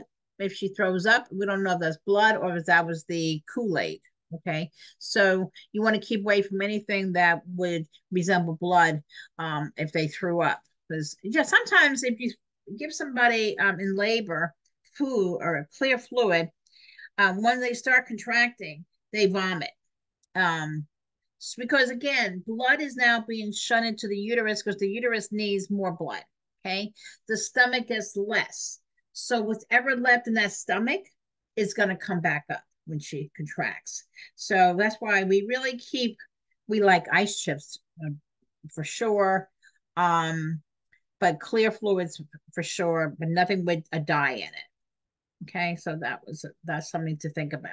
Okay. And no broth, right? Right, no broth. No broth. No. Usually that what works good, guys, is ice chips and a popsicle. What you're doing, a popsicle, as long as they're not diabetic, that has sugar in it. It'll give them a little energy. And also it moistens the mouth, which is good because especially if they're breathing with the slow chest breathing, during the increment of the contraction and the decrement, their mouth gets dry. So you want to do that. Okay. Let's go. Oh, review. Go back into newborn and review the first void. They should urinate the first 24 hours, right? Okay. May take a couple days to have that first poop, but usually they have that meconium pretty quick. But go over first void and first stool. They also put in persistent vomiting in the first trimester. So remember your trimesters, right? We have 3 trimesters during the pregnancy. The first trimester is week 1 to week 13. You have the vomiting, nausea, vomiting. Okay. Be careful with this kind of question, how they word it and what they're asking for. Because you have the normal nausea, vomiting, which you can give ginger, ginger, like ginger ale, ginger, peppermint. Those are things that help what? Help the gut, right? Okay. And it's normal. That's because of the hormone surge, especially progesterone, that she has this nausea, vomiting. Okay. It kind of goes with the territory. But when you get what we call persistent vomiting, it gets longer than 13 weeks. It can go the whole pregnancy. Then you're getting the condition called hyperemesis gravidarum. Remember that? Okay. So then you have constant. So with that, you're always thinking, especially, and this could be for your med surg patients too. You're thinking about hydration. Okay. Got to give mom her fluids because I got a baby I have to take care of down there. She's still pregnant and she's having this hyperemesis. She's got to have nutrition because baby needs nutrition. So we have to be careful. There's two drugs that come to mind when we use Reglan and Zofran. Again, they all will cross the placenta, and but they're okay. Mom can have more control. We only use them if necessary, but hydration and get her through hyperemesis gravidarum. Okay, you always want to make sure that she's getting enough nutrition. Okay, so be sure that you read that kind of question very carefully with that. Okay, persistent vomiting. Okay, they love the prolapse cord. So this is what happens. So you have spontaneous rupture of membranes. The first thing you're going to be thinking about is check fetal heart tones. When she ruptures her membranes, you've got to be on clue to check fetal heart tones. Make sure your baby's okay. So you check fetal heart tones and your baby's in the 90s. Not good. Severe bradycardia. So then you do a quick vaginal exam. She's not bleeding. And you do a quick vaginal exam and you find a pulsating cord. The cord has now come down and is migrated down and is through the cervix. That is an obstetrical emergency. All right. Once I discover that pulsating cord, I don't take my fingers out. I have to actually push the baby's head up so that the cord is not being compressed by that head. If I don't do some action, if I don't do that, that baby's going to die. So what we do is we put mom into a Trendelenburg position. And I know on one HESI, it was a deep Trendelenburg was the answer. I discovered that. But anyway, so you can put in Trendelenburg position and you got your hand there and you're pushing the head off the cord. Of course, you already call for help because that is an emergency. And you don't take your fingers out until the baby's actually coming out. Okay. So a lot of times I was under the sterile drape with my hand up in somebody's body, pushing the head up, which I tell you what, those heads get heavy there, and push that head up. So keep the pressure off the cord. Again, you're saving a baby's life. So deep Trendelenburg position, keep the head off the cord. I know they try to trick you and by saying push the cord back up. No. You're going to keep the head off the cord and get that baby delivered. Now, if she's discovered that at home, same thing. We tell our patients, after you have ruptured membranes, go to the toilet and just check to make sure there's no cord. If you discover a cord, she gets into a upside down knee chest position with her backside way up, her head way low. It's a Trendelenburg position. She's calling 911. They will transfer the patient in that position. Yes, they will. And they will transfer the patient in that position. And when she comes in, we go right straight to the OR. We don't stop anywhere else. Okay. So that's prolapse cord. Your HESI book has a really nice little paragraph on it. You might want to look at that too. Okay. All right. This is about the female newborn. They have a little bit of bleeding. Okay, it's called pseudo menstruation. Okay, mommies get upset because they think their babies are bleeding from their vaginas. They're not. They are, there is a little seepage. It is bloody. It usually has some mucus in it, and that's due to mom's hormones. Okay. But don't forget, this is a little female. So she's going to be very receptive to mom's estrogen. Okay. And that's what causes that pseudo menstruation at delivery. Okay. When the baby comes out. Radiant warmer. They do have a question about radiant warmer. You always want to make sure that your radiant warmer is on, ready to go for that newborn. Because why? Why do I want to make sure I got my radiant warmer on? Thermoregulation. Thermoregulation, absolutely. I am so worried about that baby's temperature. Okay. Babies get cold very quickly. They get cold quickly, they're going to go into hypoglycemia.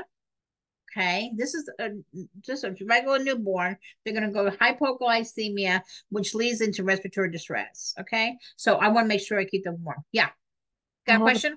Yes. Okay, so on the practice exam, it was a question that was something about the thermoregulation. Yes, and there were two options, and I was like, she always says the radiant warmer, but then the other option was like a hat, a onesie, and something else, and I did not know what to pick, and I think I picked the hat because it was, I don't know why. Yeah, I don't know. I've heard about that. See how these questions can be. Okay, so you want to keep the baby warm. You have to read that scenario. Was it in the delivery room?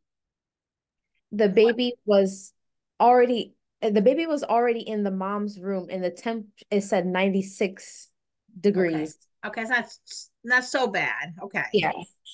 So I was like, I think that's why I picked maybe the hat. Exactly. You did right. Okay. See how the scenario is? If it was in the labor delivery room, I would think radiant warmer because the baby's just now coming out. But that's why I asked you, where was the baby? The baby's now in mom's postpartum room.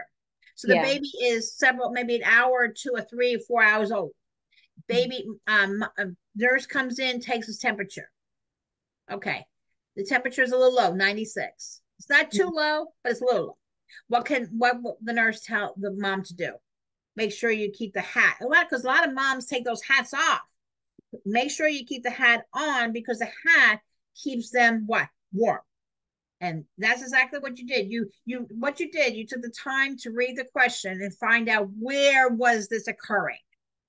And that is really it, guys. I know you know the information. You just got on these scenarios. You just got to say, where is it happening? What's this question asking me? Oh, it's in the mom's room. Oh, that makes sense. Put the hat back. Make sure your baby is kept covered. A lot of times you go into a room. I'm going to be honest with you. I go into a room to check on mom and baby, and it's not even time for vital signs. The baby's all uncovered. In Florida, we have all this air conditioning going on, and here the baby is like losing heat from what? From the air conditioning vent. No, cover your baby. Okay, so very good. See how you did?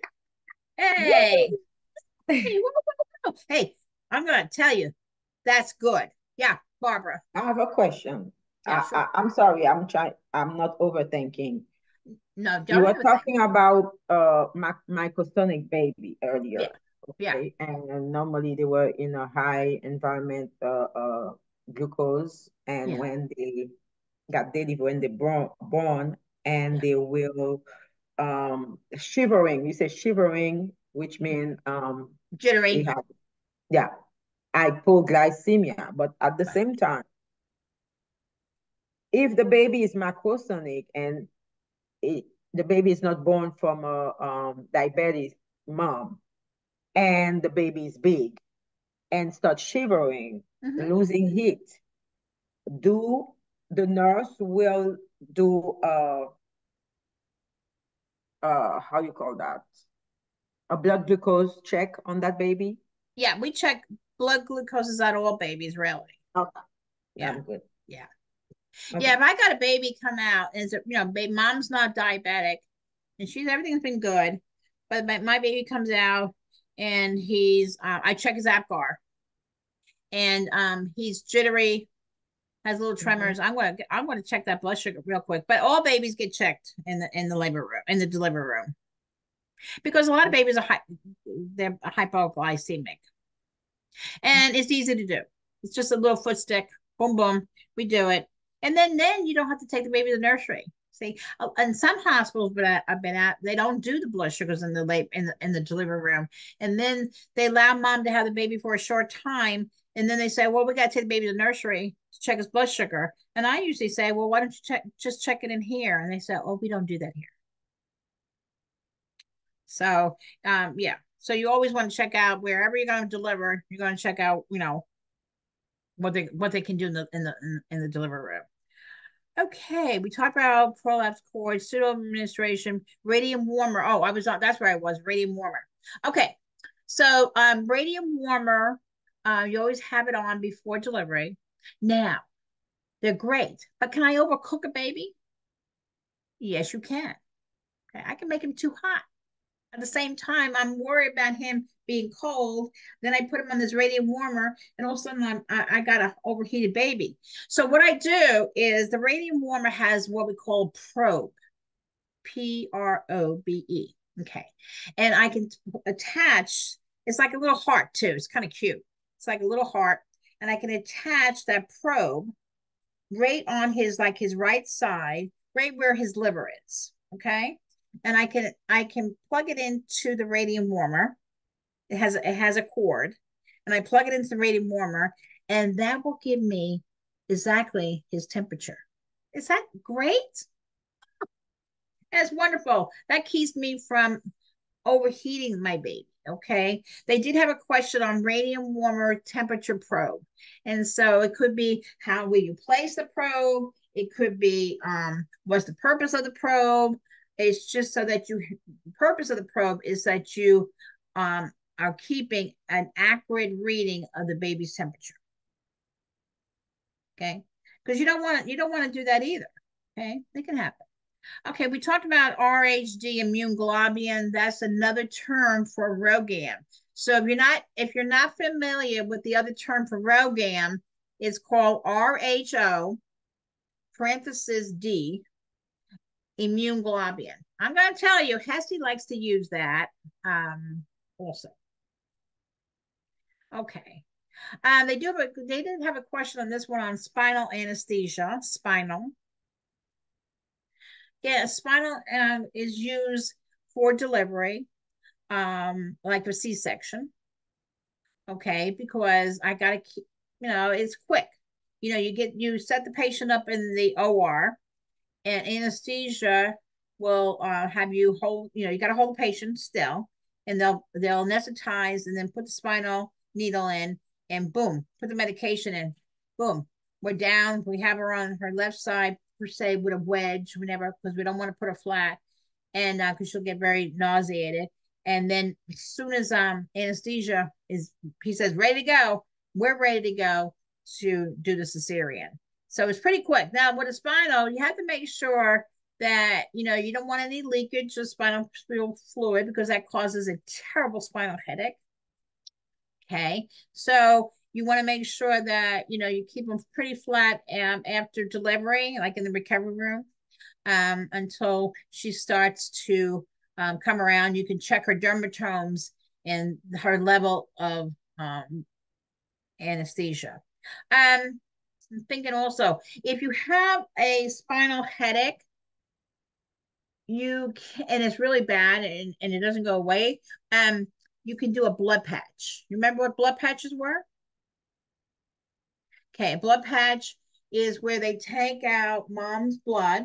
Okay, say you do a venipuncture. It's sterile, guys. Okay, and you get about 10 mLs of blood, her blood, and you have her sitting up like in an epidural position, and the anesthesiologist will use the spinal needle, and he'll take mom's blood and he'll press right back into the space that he did the original puncture. Okay, and that seals that little hole up, that maybe he went into the spine and had cerebral spinal fluid. That will clog it up, and instantaneously, patient's headache goes away. It's because there's no more leakage of cerebral spinal fluid. Remember, when you have any kind of leakage of cerebral spinal fluid, that will affect the brain right away. So you have a terrible headache. These are headaches that are way beyond. They're not good at all. Okay. So that's spinal anesthesia. We talked about supine hypertension. All right. Let's see what this one shows here. There is a question. If you're not good with breastfeeding, go over that in your HESI book, breastfeeding and breastfeeding concerns.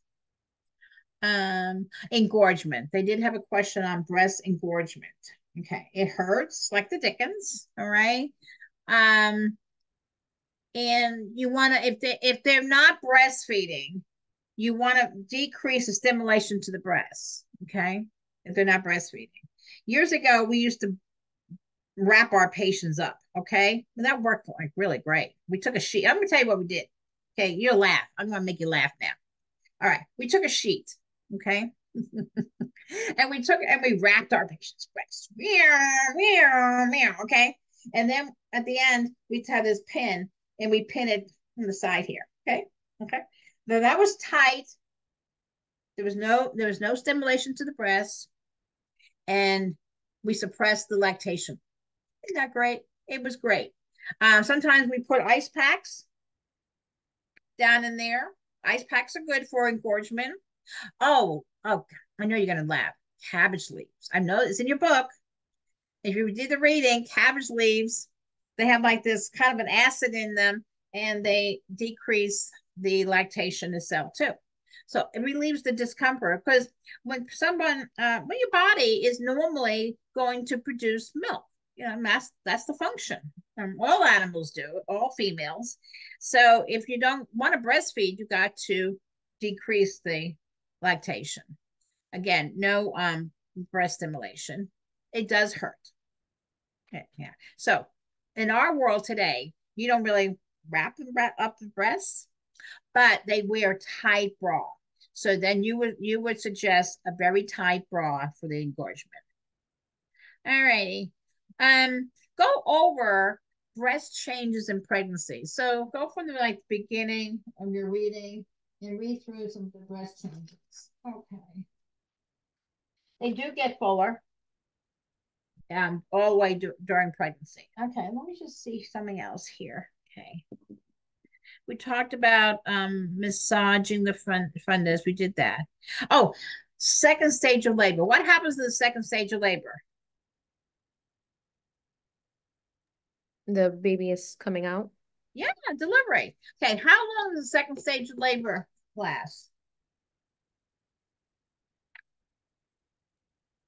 2 hours? Three to yeah, but anywhere from 30 minutes to 2 hours. Yeah. If they're in an OA position, what does that mean when I say OA? occipital anterior position. Okay, occipital interior. That means his head is tucked down because the back of the head is to mom's interior. You got it. Yeah. That's a nice position to push. Okay.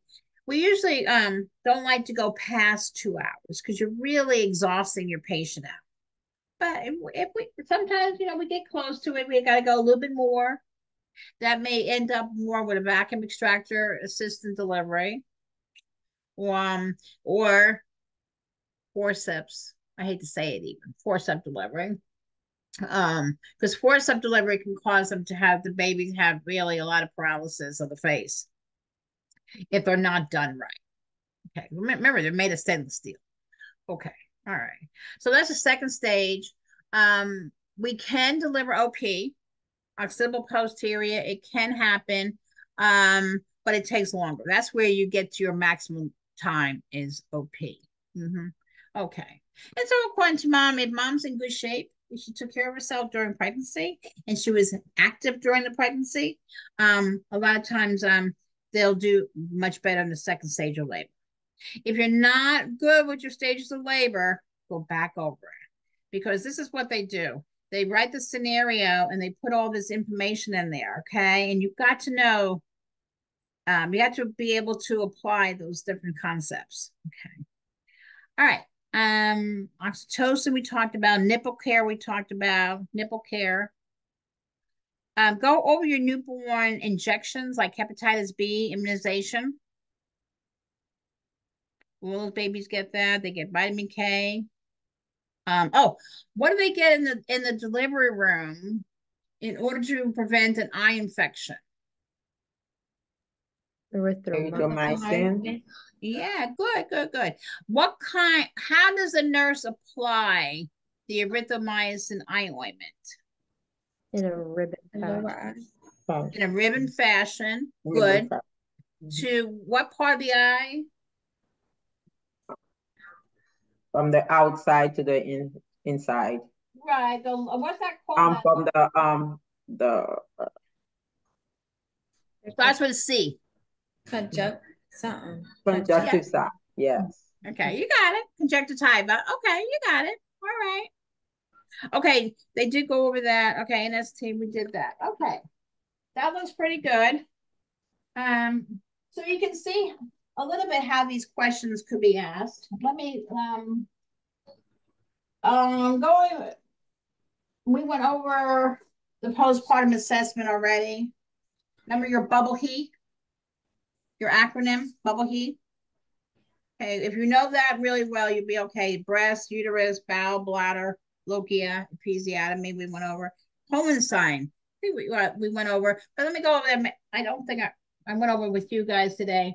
The Homan sign is if she's got a positive Homan sign, that she could have a DVT, a deep vein thrombosis. It's very common because the physicians say for the second stage of labor, you can create that problem postpartumly. So if she complains of pain in her calf, redness, swelling, she's got has a positive Homans, I'm going to call the doctor. So if I'm an LPN, I'm going to let RN know, hey, go down to room 2. She's got pain in her leg. Okay. I go down there, assess it, and call a doctor and say, I need an order for a venous Doppler study. And you get that. And what am I doing? I'm preventing her from having a DVT because a DVT is life-threatening. They can dislodge themselves very fast, right through, because they get stuck. What happens? They get stuck in the valve in the leg. Okay, there's valves in your legs, and they get stuck in the valve. And what happens is that they can lose themselves and they can travel. That clot can actually travel and travels right up into the heart and the lungs and heart, and can cause a pulmonary edema. Pulmonary embolism. Boom, she's gone. Another way you can lose a patient too, let me tell you, is amniotic fluid emboli. That's another very serious condition. It's in your HESI book. What happens is after delivery, the amniotic fluid seeps into mom's circulatory system and causes her to have instant heart failure and respiratory failure, and she can die. I did lose two patients, right after delivery. It was a shock to all of us because of amniotic fluid. Remember, amniotic fluid can have stuff in it after delivery. You can have meconium in there, you can have vernix in there, you have langugo in there. It's not good stuff, okay? And that gets into mom's blood system, and that's like a toxic.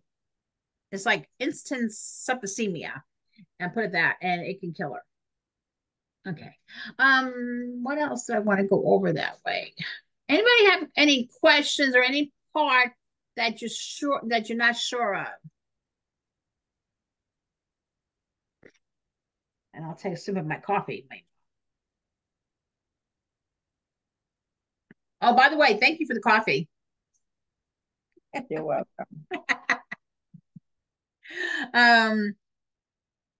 Let's see. I'm going over. I sent you my HESI concepts in my Word document.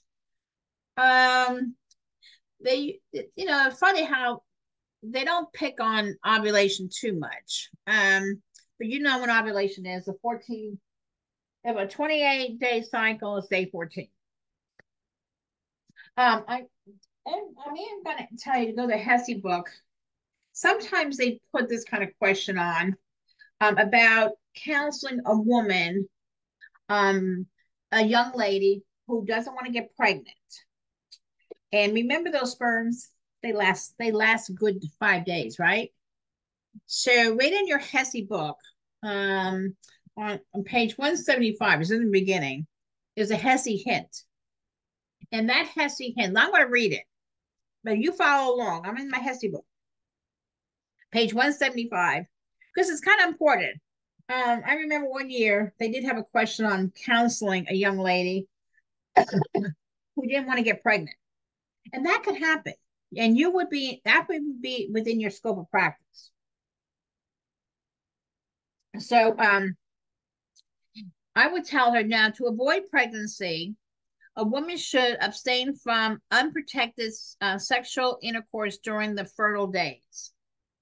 And so the most fertile days in pregnancy are the day before ovulation. So if that's day 14,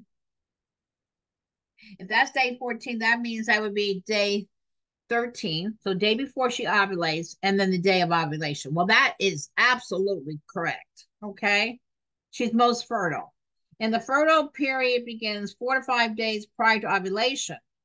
So when you're doing counseling to a young lady, you have to get a calendar out. Okay. So 4 to 5 days prior to ovulation, and it ends 24 to 48 hours after ovulation. Now, a couple must avoid unprotected intercourse for several days before an anticipated ovulation, and then for 3 days after ovulation to prevent pregnancy. Why? Because sperm can survive in a woman's body for approximately 4 to 5 days.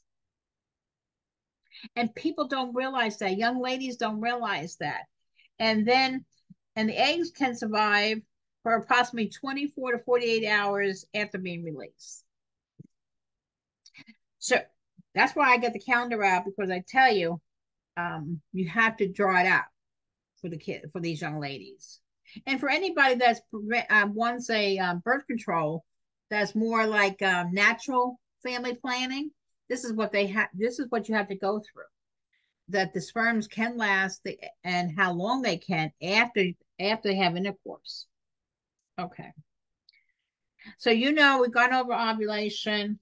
You know about the hormones. If you're not good on the hormones, just reread the beginning of the HESI book. They did like the abdominal pain that's associated with ovulation. I saw that one year. That's a Michel Sprush.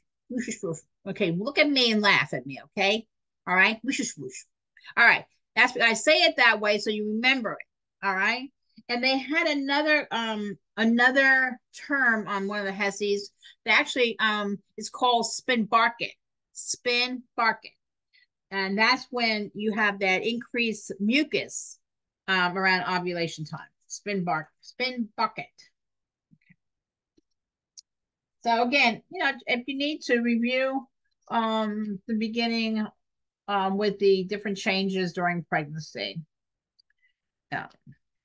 And then I tell you, I'm sure you have, because I told you to do it during the semester, is the questions at end of each chapter in HESI. If you can answer those, you're in good shape too. The HESI book actually gives you great HESI hints. So let's see. Let's go on here. Let's see. Let's talk about real quick. It came to my head. Amniocentesis. All right. So it's an invasive test. Obviously, it has its risks and benefits. When you do it in the beginning of pregnancy, maybe you're doing it for chromosomal analysis. Okay, that's the best. That's the best diagnostic test. Okay, is for that. Is to make sure what's going on. If you have a Down syndrome baby, trisomy, you pick it up at that time, because you have to wait. It's not an early test like CSV, chorionic villi samplings. It's more has me later, because you have to have amniotic fluid. Okay. But that's a good test, amniocentesis. Again, the beginning of pregnancy or toward the beginning, you've got amniocentesis for chromosome analysis. Now, an amnio can be done, say, at the end in her third trimester if she's like preterm, okay? And we want to determine if the baby's lungs are mature enough for birth. So what we can do is do an amniocentesis at that time. So maybe about 32 weeks, you can do an amnio to determine if the baby has enough lecithin, the LS ratio, to have enough surfactant. Remember, surfactant is not going away. It's going to be incorporated somewhere in your scenarios on a test question. So surfactant is, you need that. So I can do, again, I can get back to an amnio at the end for that, okay, to determine if my baby's lungs are mature enough. Now, since I'm on the topic, the concept of surfactant, I want to add in another thing. Surfactant is produced around 25 weeks in the fetal development. Okay. If you have a preemie that's born at 27, 28 weeks, he's not going to have enough surfactant, which is that protein that they need for inspiration, expiration of the lungs. So I'm going to give mom 2 doses of betamethasone injection. Okay. And I'm going to give that 24 hours apart. And I'm going to make sure that I do everything I can to increase the amount of surfactant that this is happening in this baby before he's born. Okay. Now, do what I can. And then if she delivers, given that dose, a little help. Because betamethasone is a steroid. So anytime you give a steroid, you're increasing the production of whatever you're giving it. So that would be good. Okay. So I give him the betamethasone, baby delivers. Baby's still going to probably have trouble breathing, okay, honestly. So baby goes to NICU. In the NICU, they can intubate the baby, put a tube down, and they can give surfactant elixir, which is a liquid form of surfactant. Now, that usually takes about 72 hours for that to take effect. But that's another way that I can increase this baby's chances of breathing after he's born. Premature babies have a tough time with a lot of stuff. Okay. With breathing, with thermal regulation, you know, we have babies born at 2 pounds. They're real tiny, tiny, tiny. Okay, getting back. I got to get back here. Okay, so again, I'm in your HESI book, and I'm just kind of skimming through it. Yeah, let's go back to some prenatal care. Let's go to page 181. You're getting a history on this patient. Okay, and it goes over gravidipara. Remember, we did this already. GTPAL, we did that. Okay. I also want to know due date. So there's always a question on Nagel's rule. Always. So, you take your first day of your last menstrual period. Okay, the first day. What day? The first day. And you count back 3 months and add 7 days to that first day. Where I see a lot of students go wrong is when they count back from the last day. That's why I said first day so adamantly. It's the first day of that last menstrual period. Okay, that's Nagel's rule. So if you have a scrap paper and you already did your little tick marks for GTPAL, like you would, then on the scrap paper, you can put down the months, go back 3 months, because sometimes you forget, well, what month was that? Okay. And you can mess up on that. So that's another thing. But, you got it. Nagel's rule. So they're always one on Nagel's. Okay. And we're always worried about, prenatal visits about risk factors. Okay. We went over that. Folic acid. Folic acid is given to all women. It would be very good to give them preconceptionally. But that doesn't happen a lot, of course not.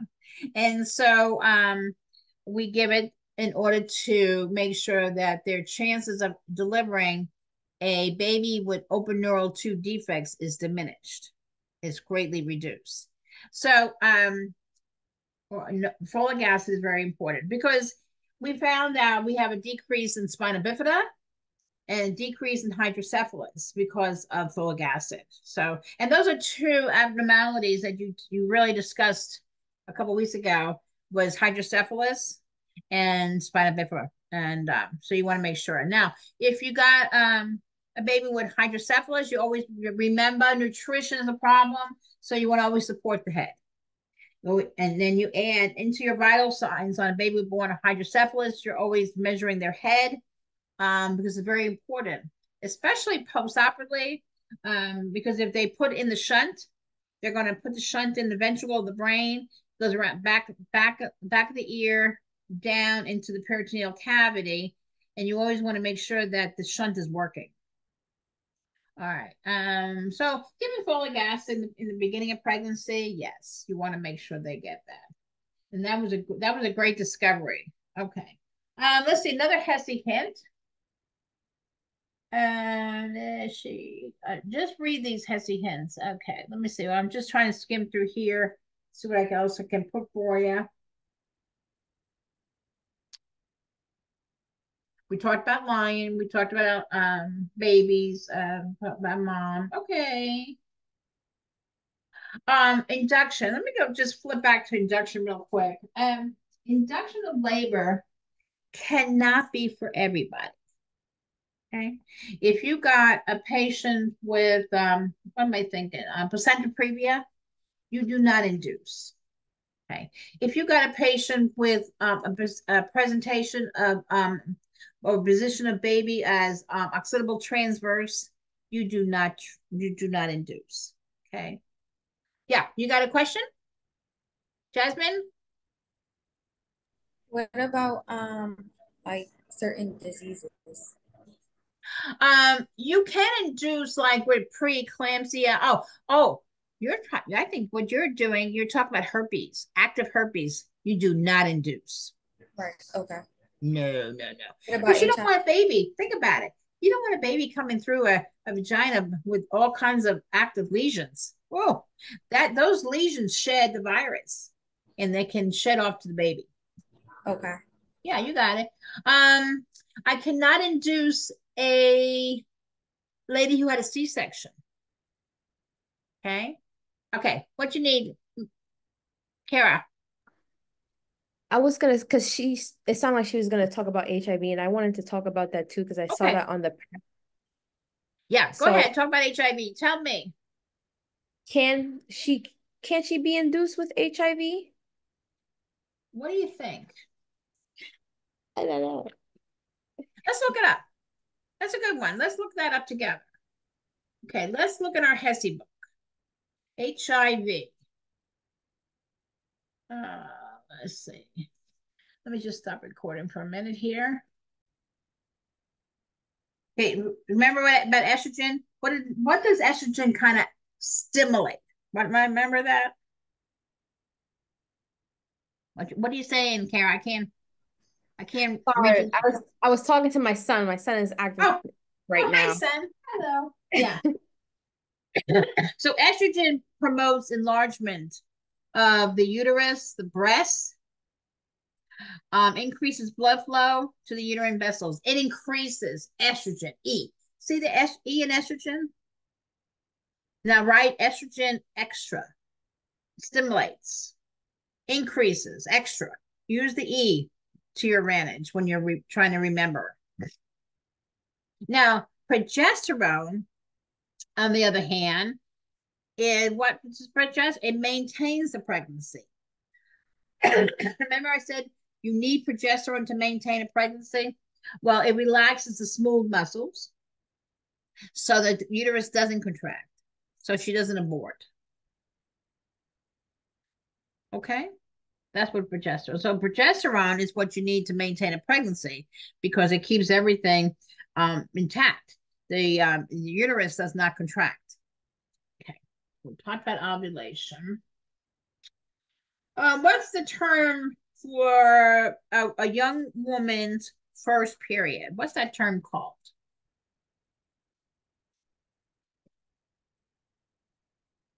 That's a good question. Yeah. Menarche. Remember that? Oh my gosh, that's like 10 weeks ago. So crazy. That's like 10 weeks ago. That was a long time ago. Um, they do like diets. So for somehow, I want you to make sure that you're pretty up on this.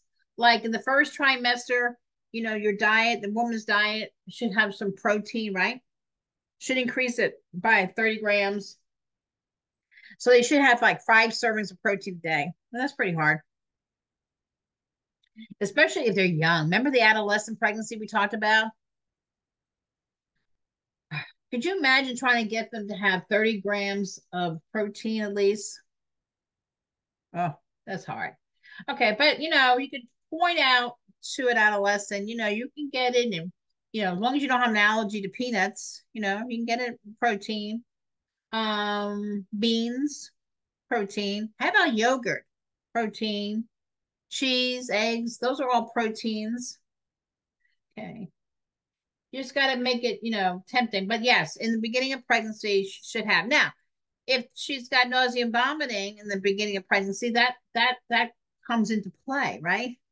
Because she's got nausea and vomiting, so she probably don't want to eat all the protein. She probably want more carbohydrates. Okay. All right, but anyway, we need to have those proteins because the uterus is going to grow, the baby is going to grow, and don't forget, blood volume in pregnancy increases like 45 to 50%, right? So we need that the protein in order to increase the maternal circulating blood. And don't forget amniotic fluid. What color is amniotic fluid, by the way? Clear. Clear. Okay, good. Does it have an odor? No. No. If it has an odor, what's wrong with it? Infection. Infection. Good, good. What's those little tiny hairs on a baby called? Lanugo. Langugo. Okay. Yeah. What is nature's cold cream that I love? Vernix. Vernex caseosa. Look at that guy. That stuff, that stuff is thick. I tell you, I've taken it, off babies, and I said, man, that stuff is real thick. It's like real cold cream. Okay. Let's see. What's the little pinpoint pimples on baby's face? Mali, something like Mal that. yeah, Milia, right? Yeah. How do you pronounce it? Malia. Malia. Okay. And truly, women are mothers are very upset about that. Okay. So we got that. Okay. What about traveling in pregnancy? Can I go on an airplane? You can get on an airplane, but you have to be, I think, 36. like 8 months that you can't get on a plane or something like that. Yeah, Barbara said 36 After weeks. 36 Yeah. weeks. Up to 36 Okay. weeks. Yeah. 36 weeks. Okay. Yeah. Good. Should I drink plenty of fluids prior to getting onto airplane? Yes. Good. Should I walk around the airplane? Get up? Yes. Good. Okay. They all will help you help to decrease the risk of a DVT. Okay. Okay. Can I exercise during pregnancy? Yes. But nurse, I'm planning to do a marathon, but I've never done a marathon before. No. Why not? That would be too much stress on the baby and the mom. Yeah, if you haven't, the rule of thumb is if you haven't started it before you get pregnant, pregnancy is not the time to start. Okay. All right.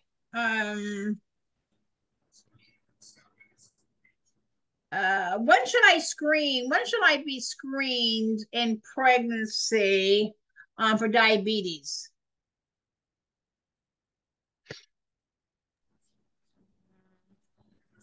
Could it be in your first trimester? Between 24 and 28 weeks, because that's when the placenta is at functioning. Okay. All right. Okay. So I do a screening, and then if that screening is abnormal, then what happens? If my blood glucose is greater than 140 at a 3-hour glucose, what happens? I get a 3-hour glucose test. I already gave it to you. Okay. Is All that right. when they drink the glucose stuff? Yes. Okay. First, you do the screening test, and see how it goes. So sometimes they give you like 50 grams of that glucose. It's gotta be really cold drink, and then the blood is drawn after 1 hour. Now, if that's greater than 140 milligrams per deciliter, then you get a 3-hour glucose test, and that means that you're fasting, and then you go to the lab. I usually get my patients to the lab very early, and then they'll do the fasting levels, and then they give you more. They give you like 100 of glucose, big old bottle, and you drink that, and then they'll start the process. Okay. What's an NST? A non-stress test. Okay. Why do we do a non-stress test?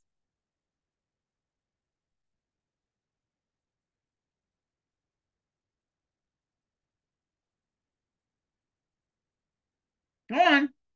So the purpose, okay, so non-stress test is a simple, non-invasive test. Okay, you put the monitors on our belly, and you're going to see how the baby responds to fetal movement. So what I want to see is acceleration of the fetal heart rate, 15 beats above baseline, lasting 15 seconds. So let me draw that on the whiteboard. I think it's easier to see on the whiteboard. I'm a visual person.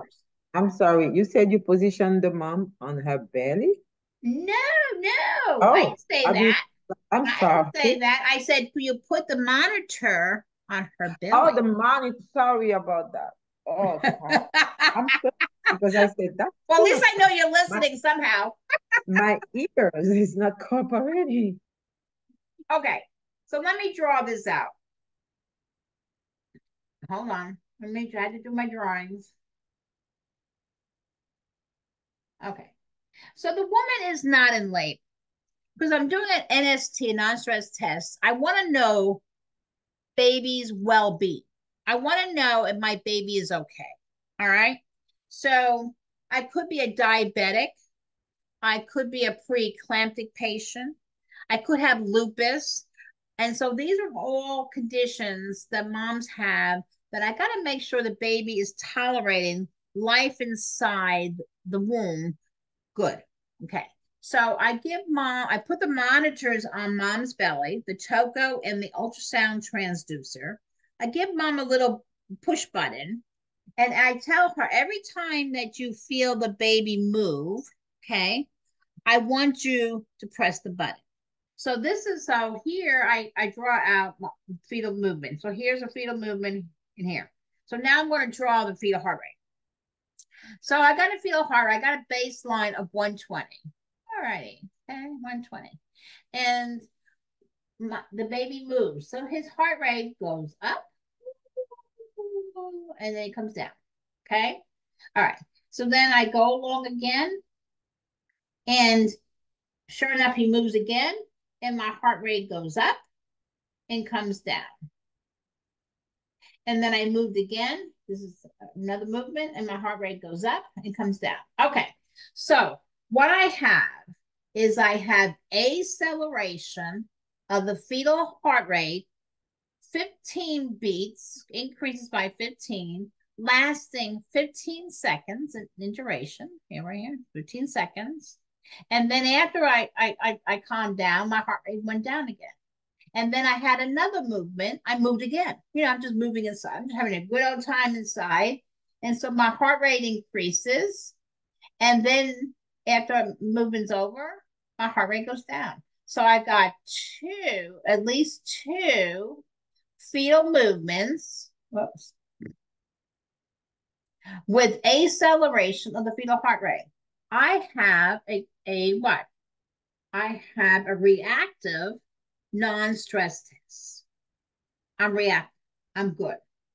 That's a way of us practitioners know that the baby is doing great in utero. It's a non-stress test. Okay. Now, that is called a reactive. So write the reactive test. You got fetal movement and you got acceleration of the heart rate along with fetal movement. You're good. Okay. So write that down. Now, if I didn't have any response, okay, so I have fetal movement, but instead, I don't have any response. And I may have squiggly lines, but I don't, I moved, but my heart rate did not increase. Okay. That's a non-reactive test. There is no acceleration of the fetal heart rate. That's not good. That tells me that this baby is not doing well in utero. So that might be followed up with an OCT test, oxytocin challenge test, or biophysical profile. All right.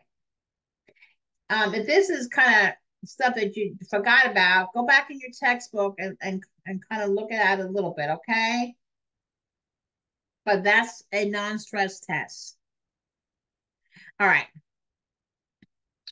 So if you have these conditions, so mom being sick, you know, mom's not doing well, she's got lupus or she's got diabetes or eclampsia, chronic hypertension, then, or maybe she's an infertility patient. They want to make sure the baby's tolerating uterine life, intrauterine life well. They'll do a non-stress test.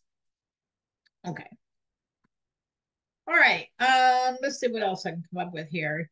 Remember, know the stages of labor and the phases of the first stage of labor. Okay. All right. Let's see. We went over powers, 4Ps. Remember, the power is your contractions. You must have contractions to dilate and deface the cervix. The second P was the passageway. That's the pelvis. The gynecoid pelvis is the most favorable pelvis. The planetoid is not favorable. And again, would you induce a patient with a planetoid pelvis?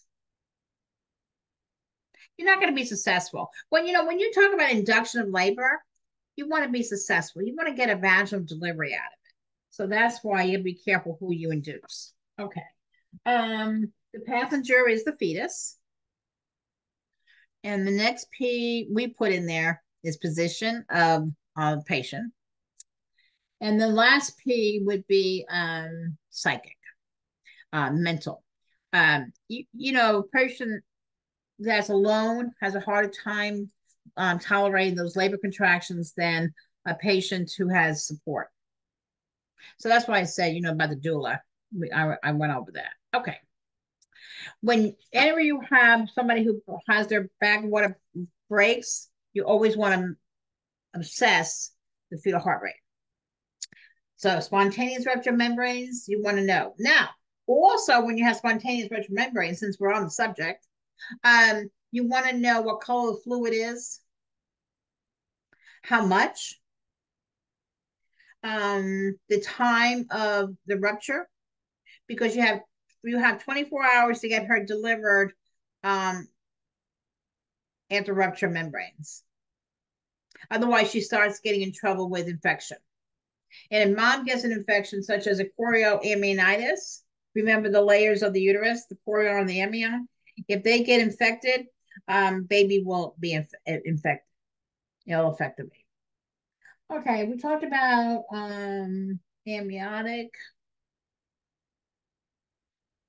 We talked about food and labor. They like those kind of things. A breech baby would not be induced either. Anything is abnormal presentation. Yeah. Yeah, Jasmine? Yeah. You got a question? Oh, no, sorry.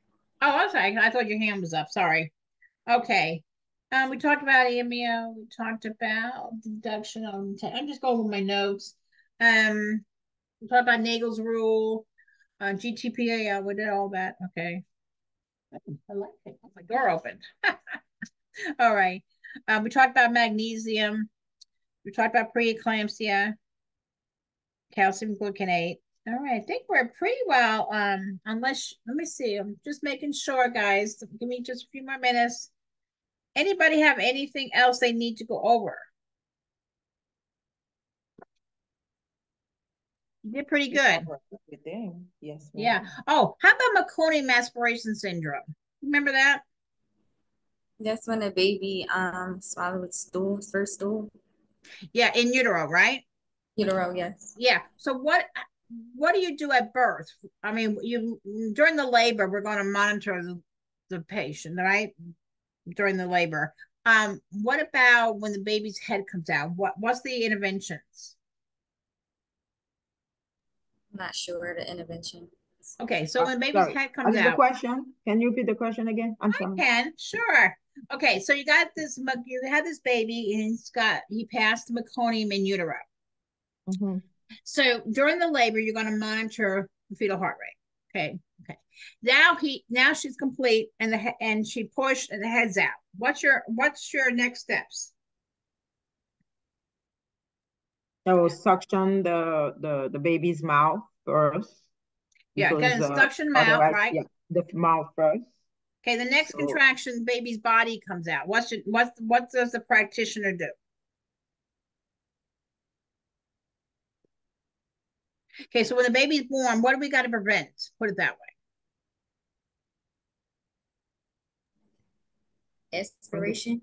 Yes, we don't want this baby to take his first cry. We don't want him to aspirate on this meconium. So, baby comes out, baby's head is out. We're going to suction. Okay. Now, the next contraction pushes the baby out. Okay. So now we got the baby. So we take the baby over to the radiant warmer and we do not stimulate this baby to cry. no, okay, yes. Good. Yes. And then respiratory therapy is there and he'll intubate and he will deep suction this baby. We can do 2 passes of the suction catheter and the nurse, which could be you, would be assessing the pulse of the baby. Because when you suction, you can decrease the baby's heart rate. So we don't want that baby's heart rate to go plummeting down. So we're going to assess. The nurse assesses the heart rate while RT is suctioning. Get as much as we can out because we want to prevent meconium aspiration syndrome. Because those babies can get very sick and they go into respiratory distress or hyaline membrane disease and they get very sick. But when you got meconium, it's got that stool and it has a lot of toxins in it, and you can have Langugo in there, and you can have Vernix, Caseosa, particles of everything in there. That baby now has in his lungs. That baby's lungs are going to get infected and they get sick. All right. We went over Previa. We went over Abruptio. Know that a woman can get very anemic during pregnancy, so she may be given iron. A diet rich in vitamin C is good, right? And tomatoes, melons, strawberries. They enhance the absorption of iron. Okay, know that. We don't ever take iron with milk. And acids, she doesn't take Tums with it either, because it can affect the absorption. Okay. Okay. It does cause their stool to change color and then get constipated, so that's why they don't take it. Okay. Let's see. We talked about that. We talked about babies losing heat after birth. We talked about that. Okay, I think we talked about hypovolemic shock. We talked about the real chop and the different decelerations. So I think you're pretty good shape. I think it's a pretty good, there's this pretty good